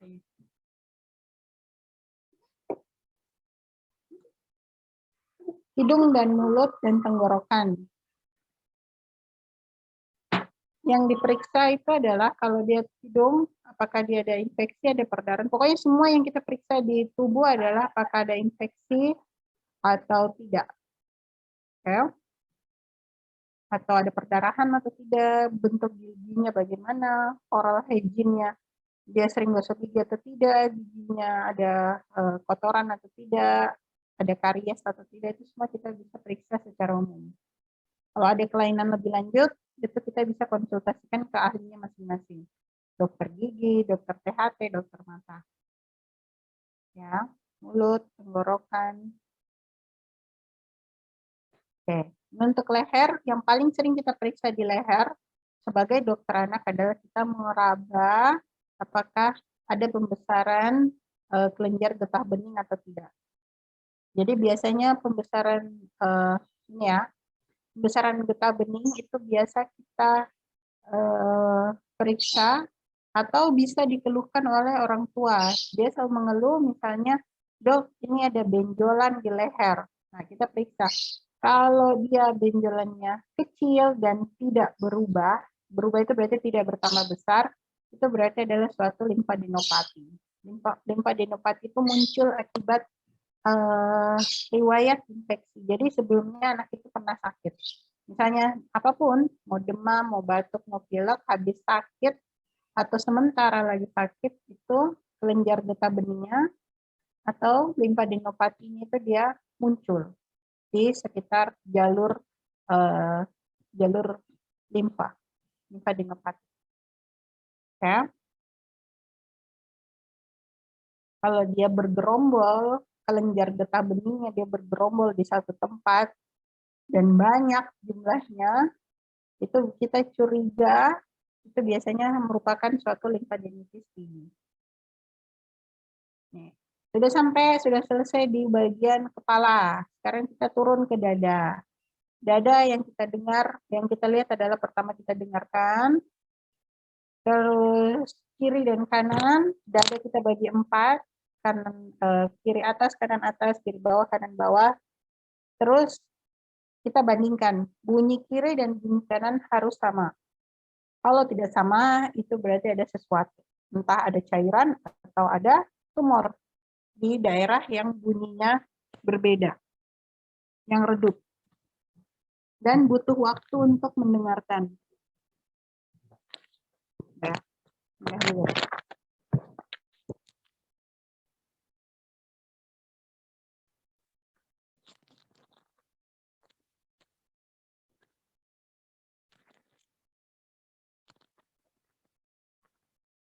Ya.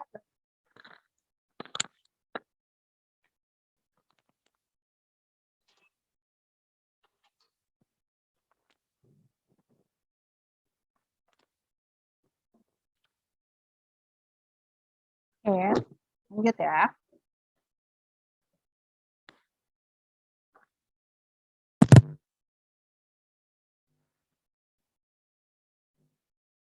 Yang dilakukan pada saat pemeriksaan dada adalah pertama inspeksi apakah dia napasnya, tarikan napasnya simetris atau tidak, apakah gerakannya sama antara dada kiri dan dada kanan, terus pola bernapasnya. Itu kita lihat apakah dia bernapas misalnya abdominal, berarti dia fokusnya tarikan napasnya itu lebih fokus di perut, itu biasa untuk bayi-bayi kecil.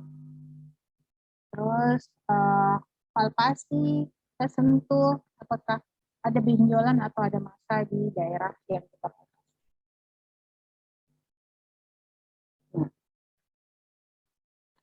Pada saat kita auskultasi atau kita dengarkan, kita mencari suara-suara tambahan yang disebabkan oleh adanya sumbatan atau sumbatan di daerah paru. Misalnya ada rongki. Rongki itu berarti adanya cairan atau cairan atau dalam bentuk ini lendir yang ada di alveoli paru atau di saluran napas yang lebih di atas. Oke, misalnya di trachea atau di laringnya, gitu ya. Terus yang selanjutnya kita menilai apakah anaknya misalnya datang dengan sesak, apakah ada retraksi atau tidak. Retraksi itu bisa didapatkan di interkostal, di antara iga-iga di dada, atau di bawah kosta atau subkosta, atau supraklavikula, berarti daerah klavikula di sini. Dia ada mencekung di daerah tengah leher. Itu adalah tanda-tanda retraksi. Jadi tanpa buka baju, misalnya anaknya cuma pakai kaos, kita sudah bisa melihat retraksi yang disebabkan oleh supraklavikula. Karena dia letaknya di atas, dia biasanya terlihat tanpa harus buka baju. Nah, setelah kita angkat bajunya, baru kita bisa melihat yang subkosta. Nih, kalau ada retraksi, ada bunyi napas tambahan, misalnya grunting, grunting itu berarti dia dia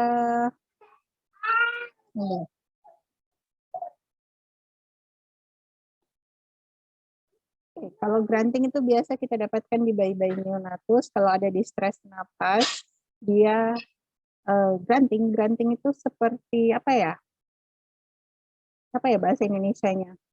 Dia seperti merengek. Jadi dia tidak menangis kencang, tapi dia menangisnya terputus-putus gitu. Itu grunting. Ya. Nasal flaring itu berarti napas cuping hidung. Jadi normalnya kalau anak bernapas itu lubang hidungnya itu tidak kembang kempis. Tapi kadang dia kayak mengembang, mengempis, itu berarti ada nasal flaring atau pernapasan cuping hidung. Itu berarti tandanya pasiennya sesak. Apalagi kalau sudah bunyi stridor, ada bunyi mengorok, nah itu berarti sudah berat distres napasnya, gangguan napasnya. Tidak semua pasien yang mengi atau wheezing itu adalah asma. Jadi wheezing atau mengi itu bukan cuma punyanya asma saja, tapi dia bisa karena infeksi yang lain. Pneumonia atau pneumonia itu juga bisa menggambarkan atau ada bunyi wheezing atau mengi pada saat kita dengarkan pasiennya. Karena mengi itu terjadi akibat ada konstriksi di saluran napas bagian bawah. Jadi kalau ada vasokonstriksi atau ada penyempitan, jadi udara yang keluar dan masuk itu tidak lolos, tidak loose, jadi dia ada episode menginya. Selain itu, mengi atau wheezing itu bisa kita dapatkan apabila anaknya bisa inhalasi, misalnya dia habis menghirup toksin atau zat kimia yang berbahaya, atau dia bisa menelan mainannya sendiri dan nyangkut di paru-parunya, itu bisa menimbulkan bunyi seperti asma. Yang ketiga, yang bunyi wheezing atau mengi itu bisa didapatkan kalau anaknya itu terjadi alergi akibat anafilaksis yang gara-gara alergi ataupun penyebabnya. Asma pun tidak selamanya harus ada mengi. Bisa jadi anaknya batuk, lemas, sedikit sesak, dan tidak mau beraktivitas, meskipun belum ada menginya, itu bisa jadi merupakan suatu asma. Ya, merintih, itu bahasa Indonesia. Jadi bunyi-bunyi suara yang tidak normal itu ada stridor atau mengorok, mengi atau wheezing, merintih atau grunting, ada rongki.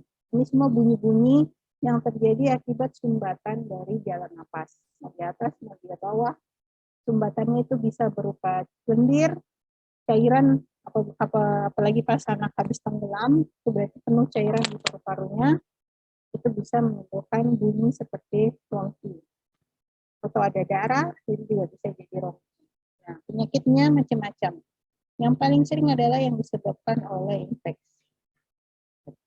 Tapi selain infeksi, ada juga penyakit non-infeksi seperti trauma, benda asing, atau alergi. Nah, ini kita mendengarkan. Tapi pada saat kita, ini untuk penilaian sirkulasi, mulai dari jantung dan keseluruhan tubuh. Jadi untuk jantungnya, pada saat kita menempelkan ini, kita harus hangatkan dulu. Cara menghangatkan stetoskop adalah digosok-gosok itu. Membran stetoskopnya digosok-gosok di bajunya kita atau di tangan sampai berkali-kali sampai hangat, baru ditempelkan di badannya anak. Kapan dia dingin nyentuh di anak, anaknya kaget, akhirnya ketakutan dan menangis. Ya. Nah, kita harus melihat juga menilai CRT. CRT pada bayi itu bukan dilakukan di ujung jari, tapi di daerah-daerah yang pipi. Yang paling sering CRT pada bayi itu di daerah dada. Kita tekan dadanya, kita hitung 5 detik, lalu kita lepaskan. Kalau dia kembali kurang dari 3 detik, itu berarti CRT-nya bagus. Ya, 2-3 detik. CRT bisa memanjang, itu selain infeksi, bisa jadi karena suhu udara yang dingin. Selain sirkulasi, selain CRT itu kita bisa nilai tingkat kesadaran dengan cara aku, alert, verbal, pain, sama tidak sadar. unresponsive. Lalu kita lihat perfusi organ itu dari produksi urin. Kalau perfusi organnya jelek, perfusi jaringan jelek, berarti perfusi ke ginjalnya juga jelek, berarti urin yang diproduksi juga akan sedikit. Nah, sudah selesai di perfusi dada dan sirkulasi. Sekarang kita ke daerah perut. Nah, penilaian perut. Apa saja yang dinilai di perut? Perut juga kita nilai. Ini adalah lokasi organ yang tampak dari atas. Ya, sebelah kanan dan sebelah kiri. Untuk pemeriksaan bagian perut, itu perut kita bisa bagi menjadi 4 dan ada dibagi menjadi 9. Kalau kita bagi menjadi 4, berarti modelnya adalah seperti ini. Nih, kuadran kanan atas, kiri atas, bawah, kiri dan bawah kanan. Dan ini adalah organ-organ yang menunjukkan dari kuadran-kuadrannya itu. Jadi kalau sakitnya di kanan atas, berarti kemungkinan yang terganggu adalah bisa jadi hepar, atau bisa dari empedu, bisa usus, bisa pankreas, atau bisa usus. Ya. Yang makanya anak yang sudah besar yang bisa mengerti instruksi, kita suruh tunjuk dengan satu jari. Kalau dia tunjuknya dengan satu tangan itu biasanya tidak spesifik, tapi kalau ditunjuk pakai satu jari itu bisa spesifik. Misalnya sakitnya di kiri atas. Oh, kiri atas berarti kemungkinan itu sakit mah, misalnya. Sakitnya lambung. Atau kiri ke kanan bawah. Kalau kanan bawah biasanya yang paling sering adalah APP. Atau apendisitis akut. Nah. Kemudian yang lebih spesifik lagi, kita bagi perut menjadi 9. Ya. 9 itu apa saja? Ada kanan atas, kanan tengah, dan kanan bawah. Ini bahasanya semua. Jadi kadang itu anak sakit perut yang ditunjuk adalah bagian pocok atau bagian pusatnya. Paling sering di situ. Kalau sakit perut bagian situ, itu curiganya kemungkinan ususnya yang bermasalah, atau anaknya mau diare bisa. Kalau sakitnya di bagian tengah, tapi bagian bawah, itu biasanya kita curigai adanya ISA. Karena suprapubiknya yang bermasalah. Karena kantong kemih itu adanya di daerah suprapubik. Lingkar perut biasa kita ukur apabila kita curigai ada pembesaran, misalnya akibat dari asites, ada cairan, jadi kita ukur lingkar perut, atau ada pembesaran organ yang lainnya yang ada di perut. Makanya lingkar perut itu kita periksa. Auskultasi yang normal pada bunyi usus adalah setiap 10-30 menit sekali dia harus bunyi. Kalau sudah setengah menit belum ada peristaltiknya, itu berarti peristaltiknya menurun. Itu berarti biasanya suatu ileus paralitik. Tapi kalau bunyi peristaltiknya kayak pasar, ribut sekali, itu berarti ada peristaltik meningkat, biasanya karena infeksi di saluran cerna, paling sering karena diare. Nih, apa yang harus diperiksa di perut? Ini untuk anamnesisnya kita gabung ya. Anaknya itu selain kita periksa, kita tanyakan juga yang tadi ada muntah kah, ada mual, bera-bera, perut tembung, muntah, atau susah kentut, atau susah beol, atau ada asites. Nah, untuk pemeriksaan cairan di asites, kita periksa ada 3. Ada namanya shifting dullness, ada undulasi, dan yang ketiga yang saya tidak kasih masuk itu adalah posisi knee chest position. Jadi dia posisinya nungging. Gitu, satu-satu ya. Shifting dullness. Dullness itu berarti peka. Shifting itu berarti berpindah. Jadi peka yang berpindah. Nah, jadi ini cairan. Cairan itu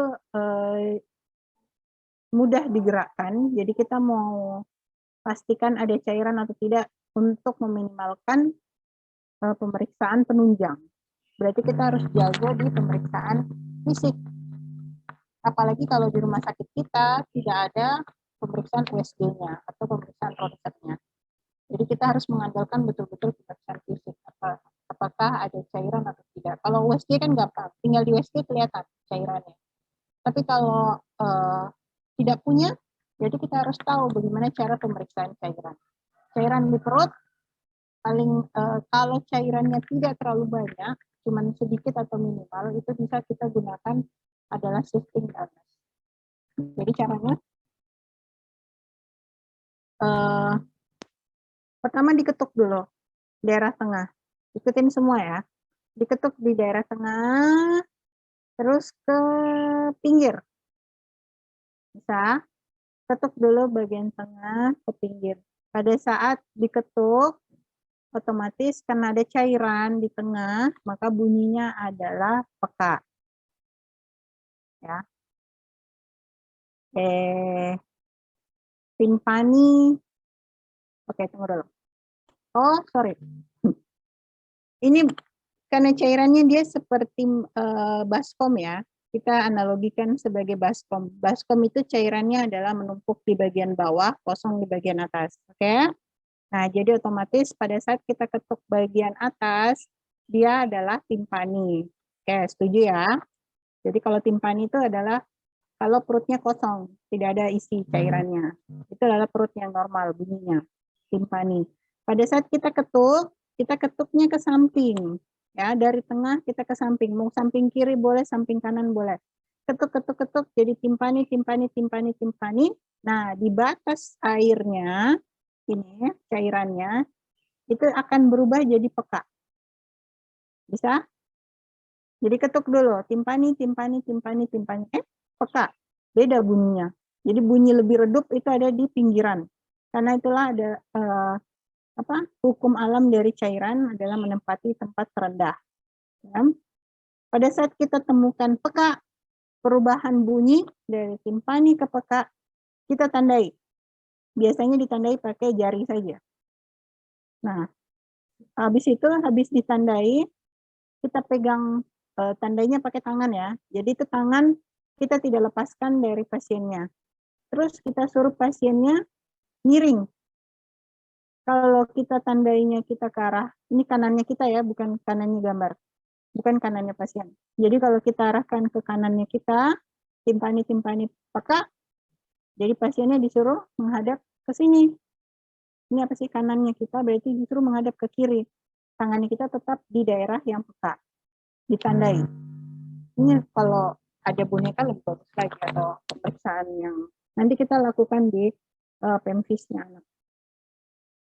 Terus pasiennya disuruh miring. Nah, pada saat pemeriksaan miring, otomatis cairannya berpindah ke daerah bagian bawah. Yang tadi peka akan berubah menjadi timpani. Bisa ya? Jadi ketok dulu dari tengah ke pinggir, timpani dapat pekanya ditandai pakai tangan, pasiennya disuruh miring ke daerah seberang. Nah, terus yang ditandai itu kita ketok kembali. Nah, ketoknya itu berubah menjadi timpani lagi. Karena kosong, sudah tidak ada cairan di situ karena cairannya sudah berkumpul semua di bawah. Ya. Nah, cara kedua adalah undulasi. Undulasi ini untuk menilai asites yang cairannya banyak sekali. Jadi kita mau merasakan gelombang ombaknya, ombak dari cairan itu. Jadi kita getarkan. Caranya gimana? Ini tangannya pasien atau tangannya keluarga pasien, suruh tahan di sini. Ya, tahan di tengah supaya cairannya nanti tidak berpindah, tidak menyebar ke mana-mana. Jadi difiksasi daerah sini. Suruh tempel saja. Tempel tangannya keluarga pasien di situ.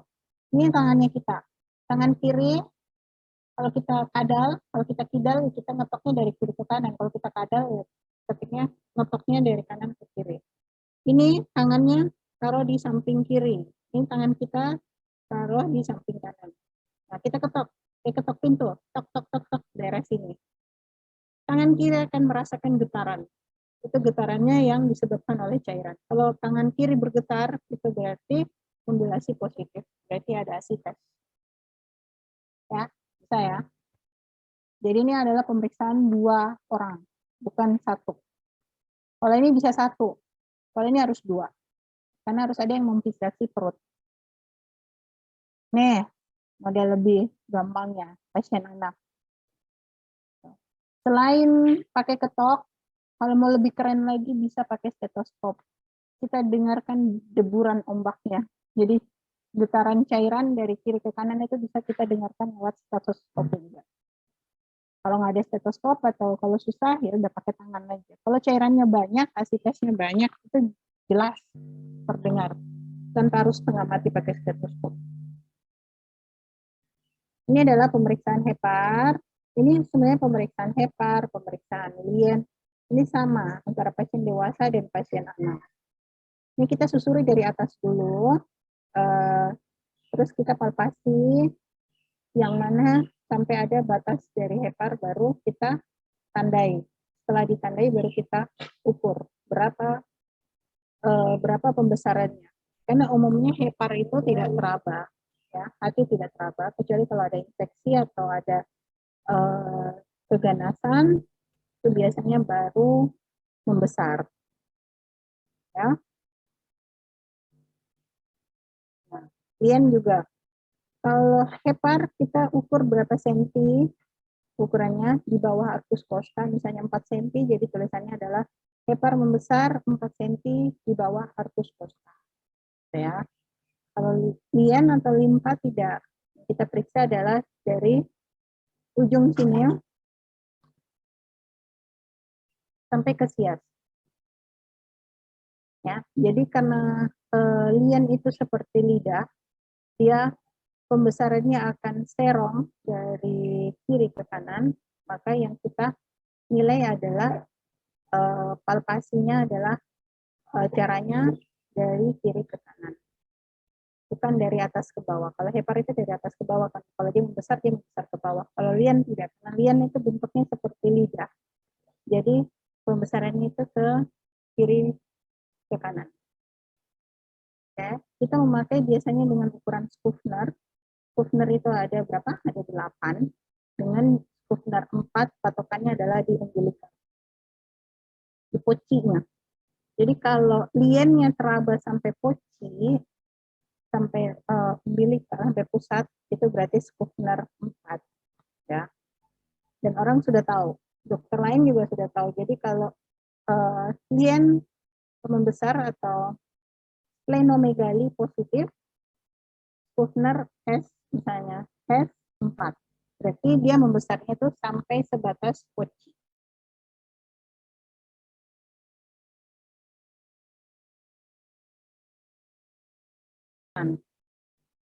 Itu biasanya terjadi untuk pasien-pasien yang anemia hemolitik atau yang keganasan.